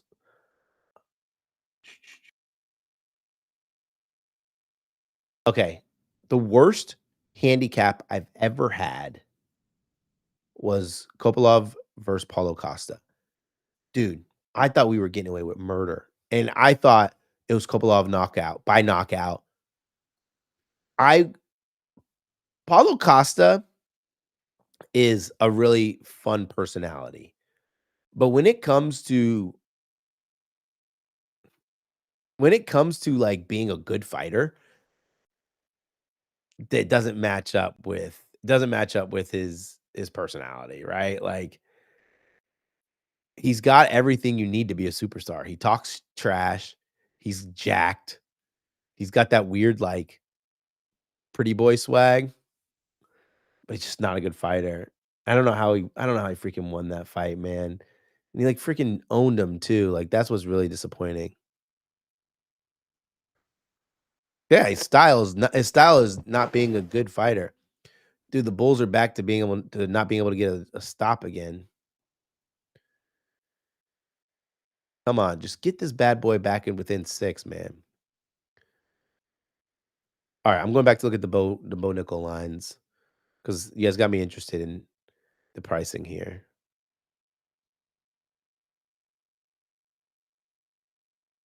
Bo Nickel needs to get bigger too. Dude, these dudes are down 11. All right, Bulls. All right, I'm going back to this Bo Nickel fight. Then we can talk about the Tracy Cortez fight. I don't think we need to. I I don't think she stands a chance, but um,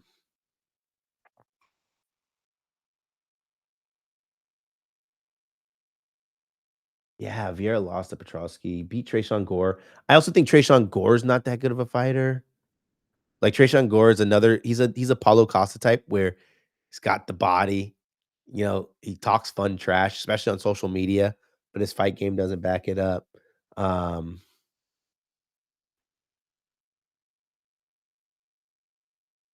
the question is with Bo Nickel.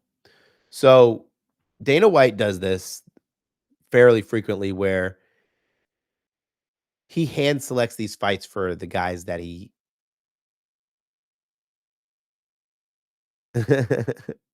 Nah, it's totally cool. I'm just gonna say this. I'll say it real quick for you.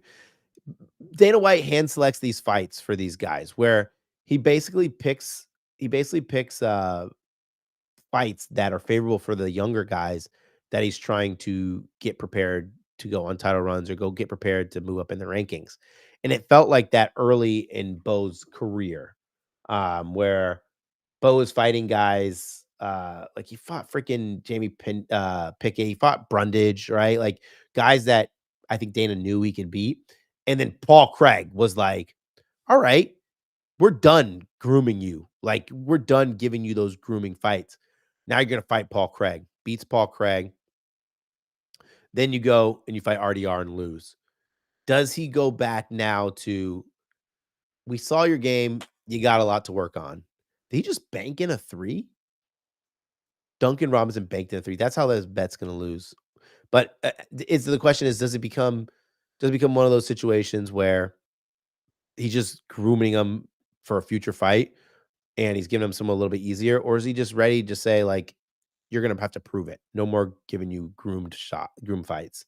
So I think he could win -200. It's like the best price we've seen on him since like out of his 6 or 7 fights. It's the best price we've seen on him except for the RDR fight. Um, yeah, I probably think he wins. Let's see anybody else on this card that I want to talk about. Tom Brady, Michael Morales, not really.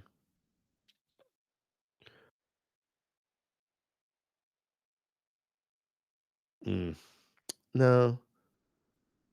You know what I like going on here, and I like seeing what the future fight odds are. I was really excited to see the pricing for the Marab Dvalishvili versus Peter Yan. I also want to say this was pretty funny. Marab was the first ever UFC fighter that I interviewed. It was the first fighter I interviewed, and the dude is nuts. He stayed and took interview questions until like 2 in the morning. Like he's a really good guy for doing that because like for like those yeah, Marab, for those people who don't know, like there's 2 scenarios we get to interview fighters. One, when the UFC reach out to us and they're like, "Hey, we have this person ahead of a major card. They'll come on your show." Forever grateful for those guys too, right? Because most of the time they're in camp, they're tired as shit. They give us about 30 minutes of their time. The other one is after fights, like the post fight interviews. Anybody who's on the main card, those guys who stay for a long time, especially the main event, to answer our questions so we can write our columns or we can put it in our shows.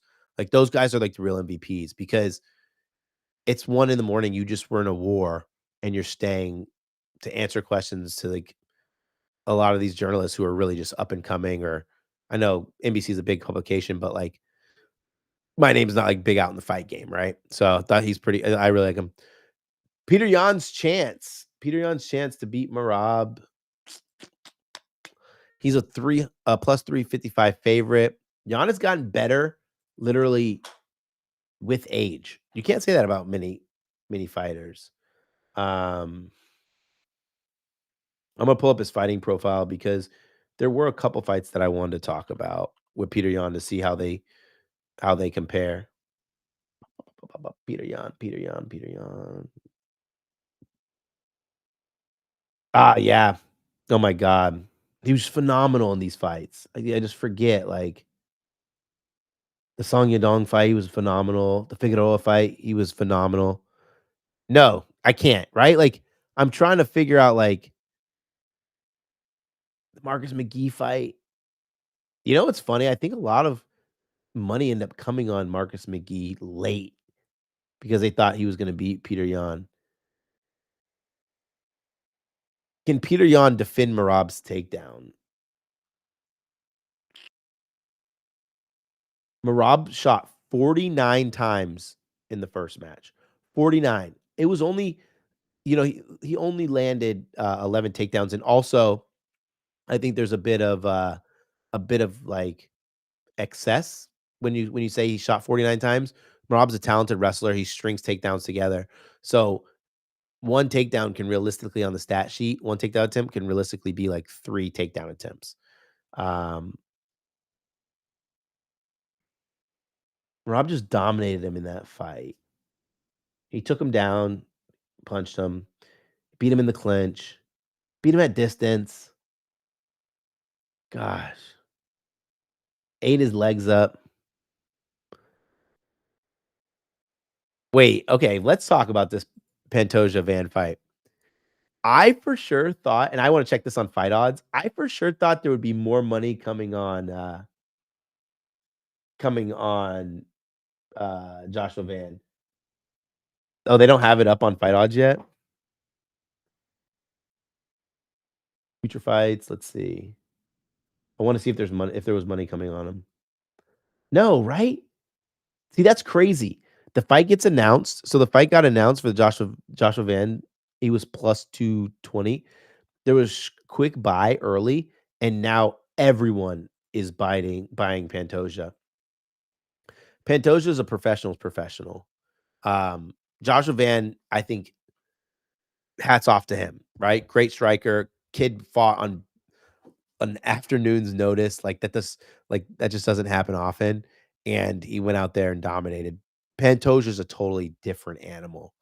Pantoja doesn't lose fights. He's crazy talented. He balls. Like what more can you say? He's good at. He has high fight IQ. I also think he's not going to leave himself susceptible to just letting Joshua Van tee up, right? Like Van's pathway to victory is pretty clear to me. Like Joshua Van needs to finish. He's not going to be able to control him in the cage.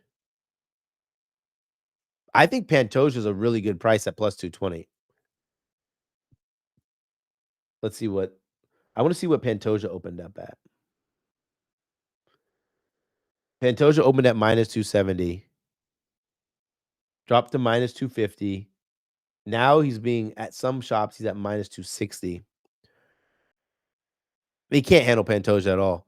How many times have we've like seen, oh, this fighter is going to handle Pantoja, this fighter is going to handle Pantoja, and then they don't. What I really like about Pantoja is he's so freaking humble, dude. Like so freaking humble. I was trying to see. I can't remember exactly how many title defenses in a row. 5? No. 4 title defenses, 5 titles. Like someone like that, like you couldn't believe like how humble this guy is. Yeah, he beat Kai too. Like there was no point in that fight where I was like, maybe I think Kai had a good third round. Maybe in the third round, was it the third round Kai had that good fight and then he got beat? Yeah, it was the third round before he got submitted. Kai had like 1 minute. It had to been less than 1 minute. 30 seconds, 40 seconds of fighting well, and then Pantoja subbed him, right? Like that's just what good fighters do. I think that Urseg fight was interesting too because that was like Urseg. Hey, thanks, Dan. I appreciate it. Urseg was like the height of his hype, right, in that fight, and then couldn't get the job done. He was, yeah. Steve Urseg's style is nuts. That's his style is like fearless, or he just thinks he has an iron jaw. or used to have an Iron Jaw. This is a good card. This is good, a good fight. Pantoja, Josh Van, and the card overall is pretty good. Let's look at the basketball game. See what's going on here. We were gonna have some homies that joined up, but you guys are stuck with me the whole time. Are any of you guys betting the NBA Cup? I think like we get games in a couple days. I need to build out a first round leader card. Like, of course, I'm obviously taking Eric Cole, obviously taking Svensson. Hey, have a good night, homie. Sorry, I'm getting sidetracked because I'm trying to find the scores to today's games. Today's for NBA. Let's switch this to. Did it switch automatically, or someone switch that for me? Oh heck yeah! Thanks to whoever did that. Oh, that was me. My bad. All right, as long as we don't get a 40-point Miami Heat fourth quarter, we win. Yo, thanks, dude. I appreciate that. How many did the Heat score in the third? 28. No OT. I think that's what that's what we need. Yeah, that was just so unrealistic for them to score 63 points in the second half after scoring 69. Is there anything else at half that we should look at?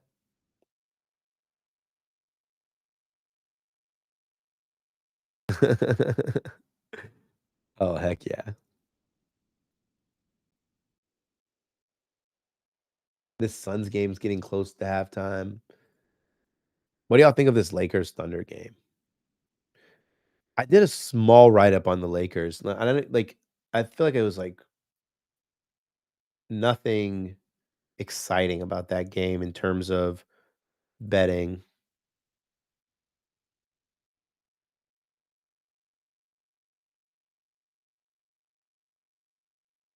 This is what, just the sixth game where Doncic and Reeves playing together this season.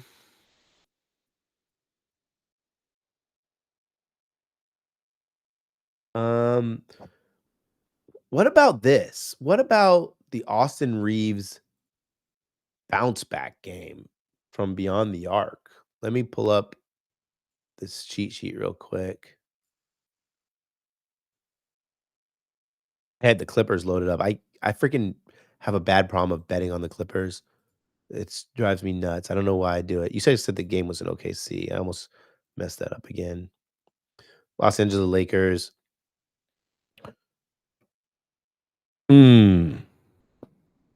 Dudes and dudettes. Should we take Austin Reeves? Threes over? A lot of attention is going to be shown to Luka. Thunder have been giving up a ton of threes to guards. Reeves is coming off a freaking horrible shooting performance. What's the number?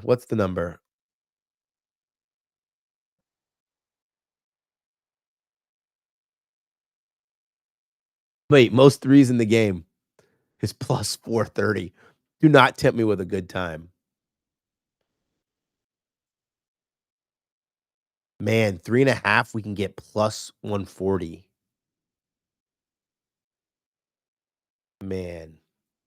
Y'all, I'm digging in a little bit deeper.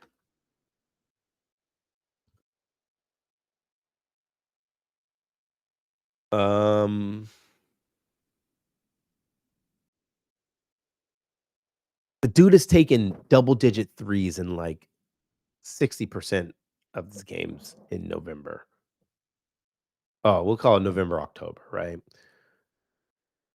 He's averaging 3 threes per game. And this is so funny that we just get to sit here and hang out and just talk about sports betting.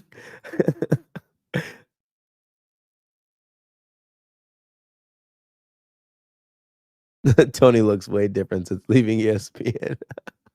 Dude, that was sick that Tony Reali was on here. That was freaking Awesome. All right. I'm gonna play this 2 different ways just because I'm a weirdo.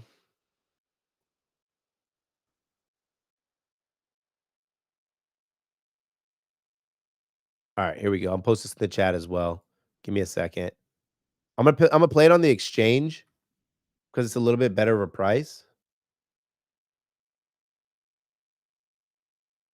So just bear with me 30 seconds. Oh, that's on Novig. Um,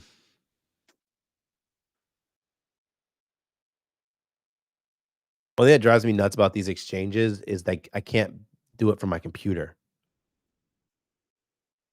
As someone who sits in this command center, I have like a basically my office is just a command center for betting, like a huge monitor, standing desk. Like I don't have to leave here the entire day except to get food and water.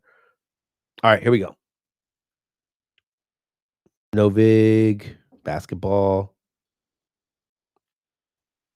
How much time we got? 5 minutes? We got 3 minutes to take this bet. 3-pointers made.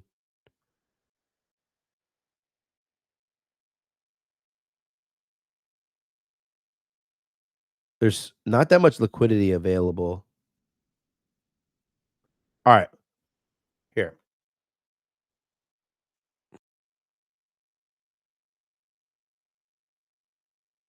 But it's taking forever. All right, here we go. We're taking Austin Reeves over 2.5 threes. I'm going to take the juice line, but I'm also taking over 3.5. Basically, it's a way of playing an over 3 line. If anybody needs, you can use a run line calculator to build it out. So basically what that means is you set it up to where if he only makes 3 threes, you get your money back. Dude, this line literally just moved as I was talking about it. Oh, wait. No, that was assists. Oh, I'm on the wrong freaking thing. All right. Here we go. Austin Reeves. Over 2-point made threes. Minus 144. Austin Reeves over 3.4 made threes. What price? What price can we bet on this? We can find there's a plus 140. All right, we'll bet this plus 140.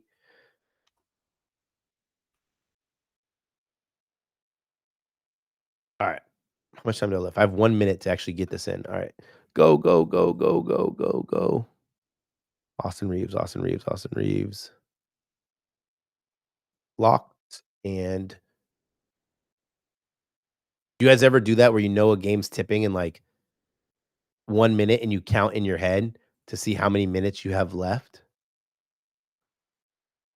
I'm literally doing that right now with this Austin Reeves bets. Come on. Go, go, go, go, go, go. We made it before 35 for the bet locks. Oh, lit. Perfect.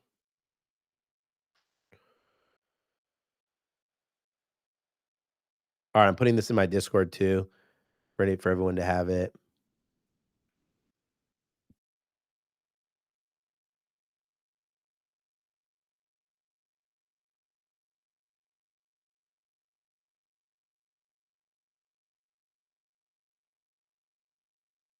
And perhaps I can make that drive to Miami. That's funny. All right. What's the score of this Cavs game? Does anybody know? Cavs are winning by 3.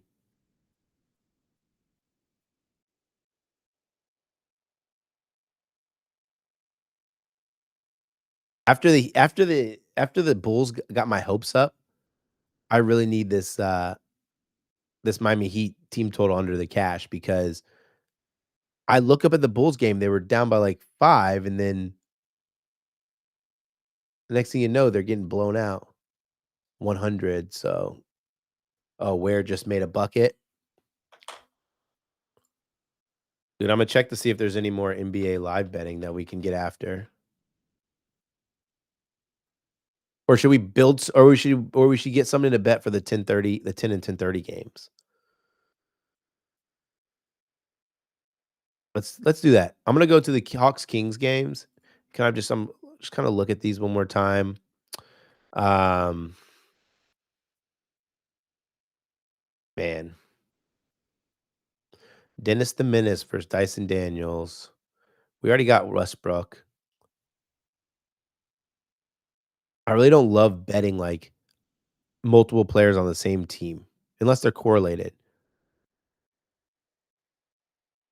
All right, I'm gonna look at these real quick. Let's go to that game. Anybody have any plays for that game that they like? That's Atlanta at Sacramento.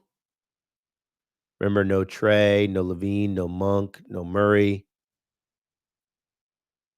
This might be a good game for me just to stay away. Oh, yeah. I think Sabonis's number was pretty good too, from what I remember.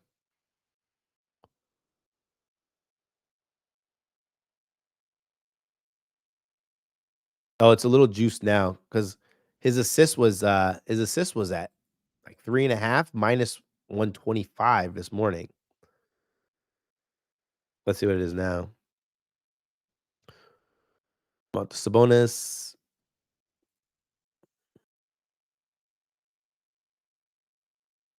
It was plus money this morning. Yeah, yeah. I knew it was a really good price this morning. Minus 130 and then plus 115. The bonus is a really good look. Atlanta versus Sacramento. I always think this is kind of interesting when you pull up the cheat sheets and you go and you look at like different categories versus different teams. And I'll go ahead and just say these like if anybody is interested. I'll pull up these numbers real quick for you or for myself, I guess. So I'm the only person that can see it.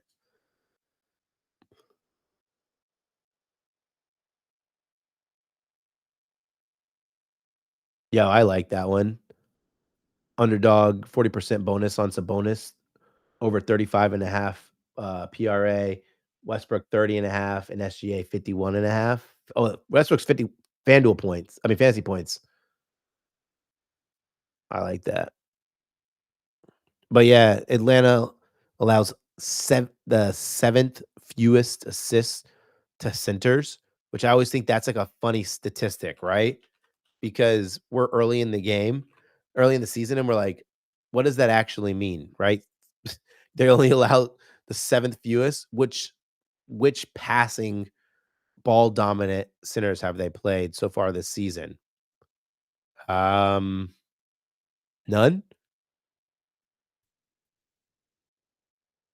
Yeah, they haven't played against any. What dominant bigs have they played against this season? Dominant bigs.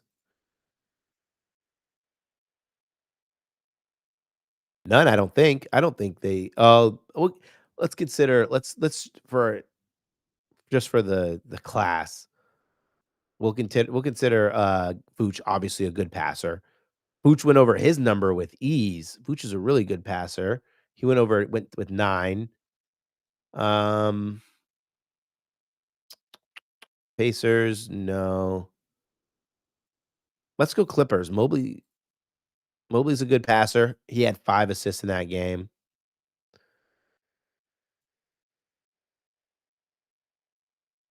Zoo's a good passer. Let's go the Clippers. Zoo's a good passer. No, Zoo didn't have any passes in that game.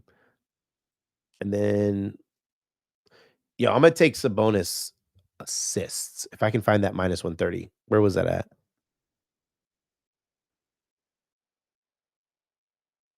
Nope, no 130s left. Let me check offshore. Dang. All right, let's do this. I'm gonna do a parlay. I'm gonna go Sabonis assists with rebounds. Let's see if I can do Sabonis 8 rebounds. That might be too low. I think this would be fun. This is fun. All right, here we go. Assists, 4+ assists. Domantas Sabonis. Rebounds. What's the best that I can get for Sabonis? Yeah, of course they're not going to give me that. Oh, that's kind of annoying. 10's fine, I guess. He's averaging what, 13 rebounds per game. Um,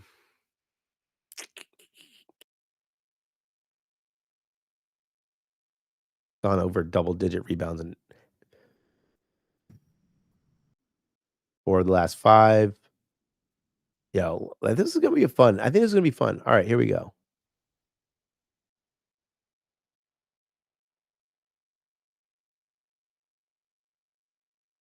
The bonus time. Also, we're getting closer and closer to not having overtime and cashing the Miami Heat insane halftime team total. That was nuts. Dude, my thing just froze. Well, which one of you sickos just bet Sabonis on FanDuel? His numbers just moved. All right.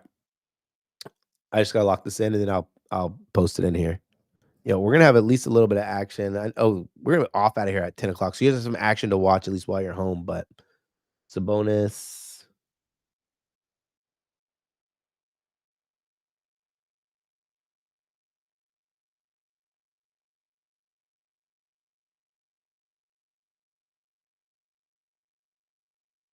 Dude, they're not letting me build it.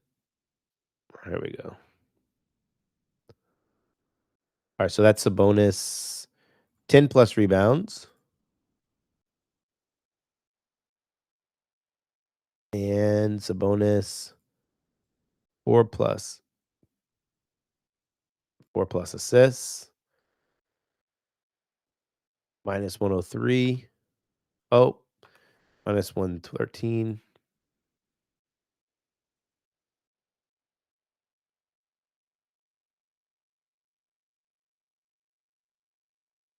All right, I appreciate that, homie. Appreciate that, homie. Oh, dude, they only let me bet 1 unit on this. What? I've never seen anything like that. All right, here we go. Lock this in. Sabonis, 10 plus rebounds, plus Sabonis, 4 plus boards. FanDuel, whoops. Minus 112. Oh, wait. Yep, minus 112. Dude, they're player hating for real, man. Why can't I bet more money than that? Which one of y'all is working for the books?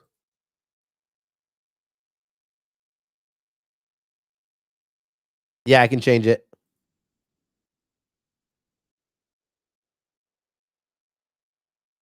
Good looks, good looks.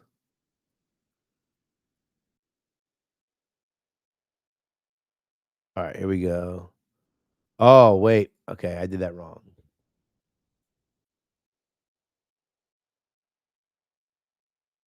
Remove that from stream. Let me do this again. I'm in Florida. Can I not stream this one?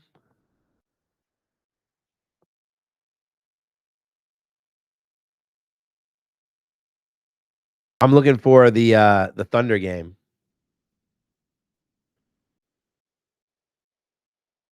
Get these Luca bets. These Luca. I mean these. Oh, I'm in Orlando.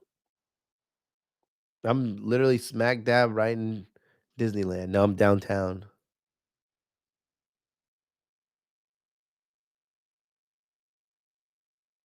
Thunder's on ESPN. Do I have to do something? Are we not allowed to do ESPN or I have to do something different? Yo, listen. Tampa is hands down one of my favorite cities. Like, without question. Sorry, y'all, we can't do that game. I go to the I was just at the Hard Rock this weekend. I was playing some craps. I woke up at like 7 in the morning, went downstairs, played some craps. I played a little hold'em bonus, played some slots. I won well on the slots too. I'm a Bucks fan. Are you a Bucks fan? I'm excited to see. I love the Bucks, and so I went to the Patriots Bucks. I was pissed. I sat through the rain. Sat through the rain. We score first, so I'm like, oh yeah, here we go. Here we go. Seahawks. Okay. Dude, I want to cook up some more bets. We have what? 14 minutes to cook up another bet. Let's go. Let's just look at the live lines real quick.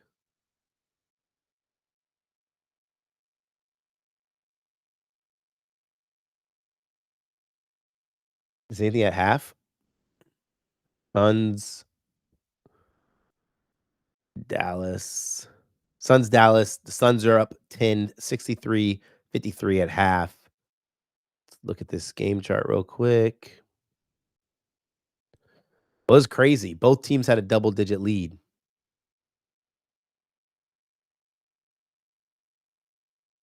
Yo, that's actually sick, though. Seahawks are fun. Especially this year, right? JSN. You got JSN on the squad. Sammy D slinging the rock. Well, I'm actually not even I'm not a Lightning fan. I had no interest in hockey, like, when I was a kid, and then, like, I started watching hockey in, like, the 2000s, and I became a Penguins fan.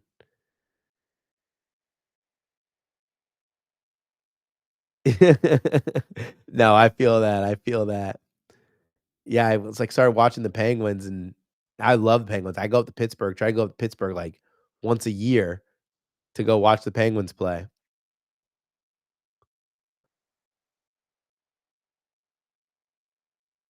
There's literally nothing that I like in this second half for the Suns game. I'm gonna go and see if there's any player props for that game. Y'all bet player props live? I think NBA player props for me haven't been that great, like live betting them over the past couple years, not compared to basketball.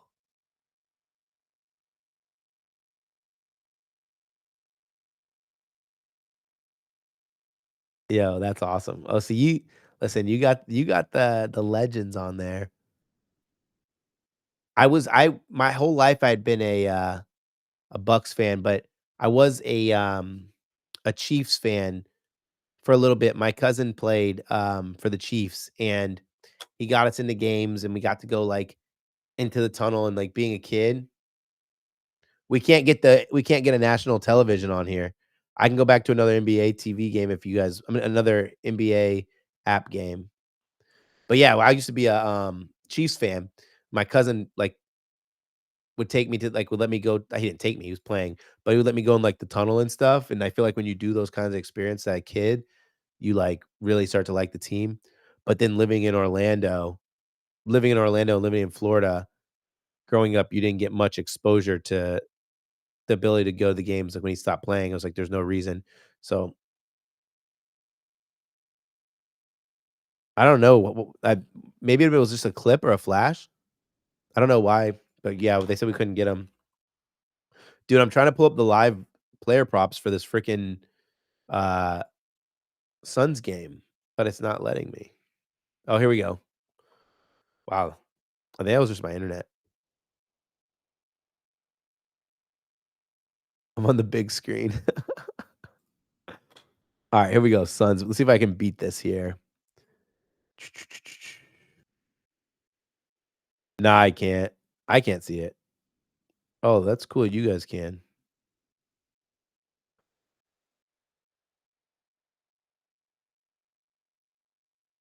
Hashimura with the three, the first three of the game. Luca assist. Oh, good. That's good for the Luca assist. Look, as long as you guys can see it, I don't need to see it. I want to see if we can decipher any player props for this game.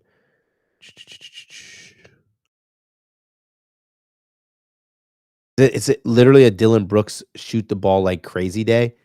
He's already ripped 7 threes in the first half. He's 2 for 7 from three-point land, and I actually hate when he plays basketball like that. Booker's having a really efficient shooting night.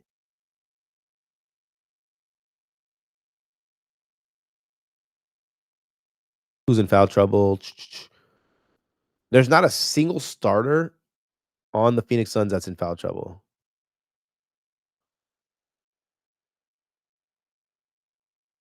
Cooper Flag, 3 for 9. Max Christie is 1 for 6.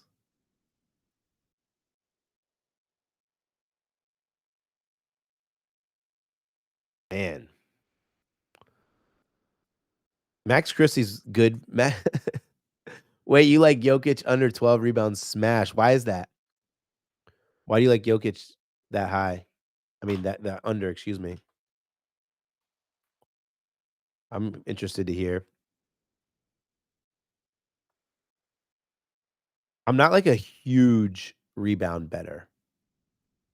I feel like rebounds are a good amount of luck. I know there's people who make it their bread and butter.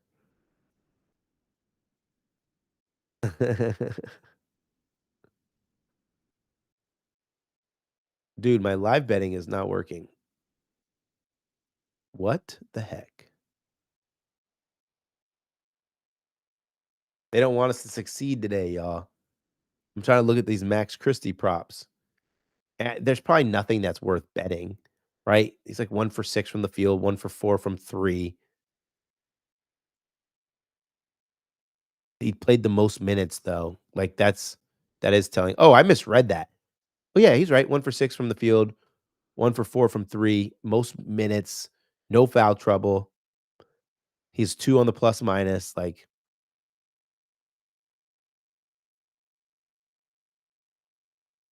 dude, what the heck? Here we go. All right. Live betting. I think we could get something fun for Max Christie. See what options they give us.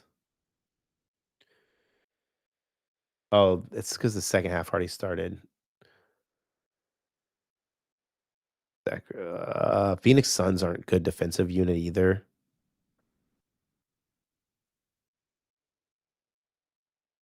Points. Max Christie. Max Christie is plus 112 for 8 points. What if, like, do they offer him just 2 made threes? Minus 179. Minus 172 is a pretty big number.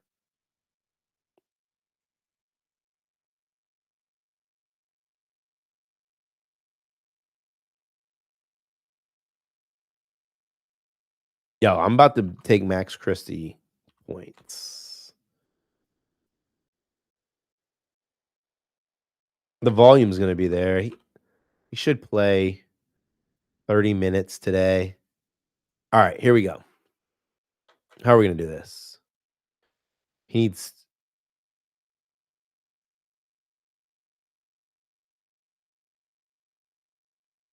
6 points. All right.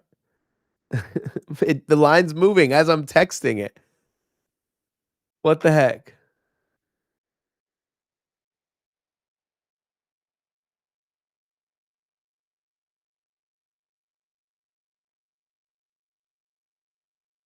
Oh, I realized that I typed in 10 plus rebounds and 10 plus boards. I'm sorry, guys, that if I confused you. All right, we're going to take this Max Christie. This is not like my favorite angle. So I'm just going to take it for a half a unit. But I think he's going to get the volume. I'd imagine he takes 6 to 8 more shots.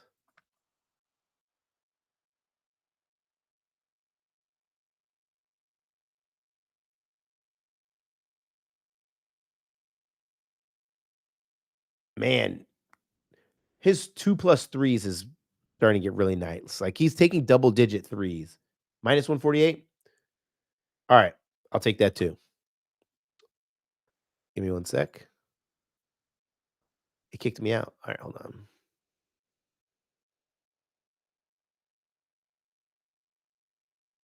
Yo, Hard Rock is obnoxious.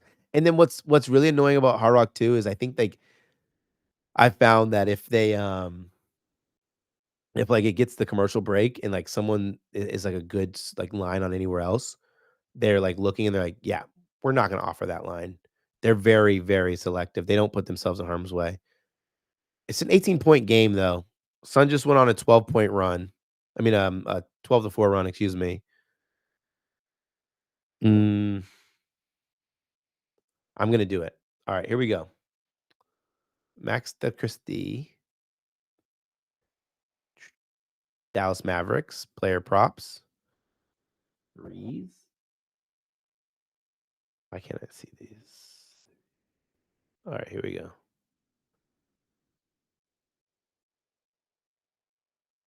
Max Christie, 2+ threes, minus 136. We just need them to keep it competitive until the fourth quarter so we can play 30 minutes. Here you go, guys. Max Christie. And that, you find that. Oh, it's minus 132. Whatever. I mistyped.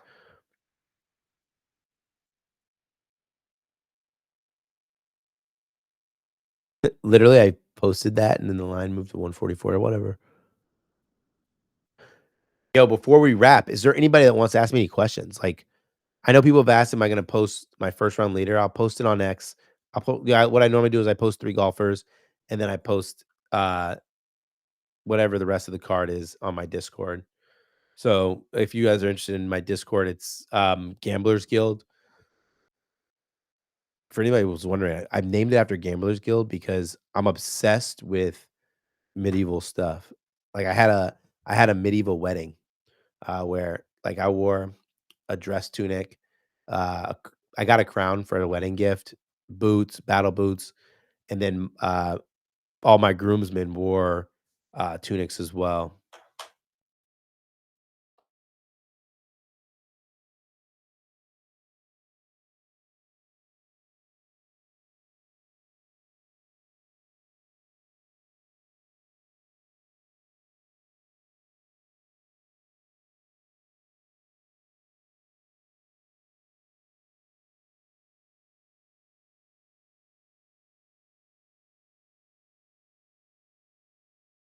Yeah, that Max Christie line, we got pretty good value on it. Minus 137. Not bad. Dylan Brooks is 6 for 12, 3 from 8 from 3.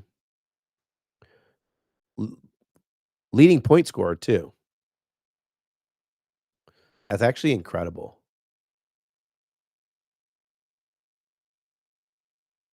Dallas is still 7 for 26 from 3. Like, there's room for improvement if they don't get blown out.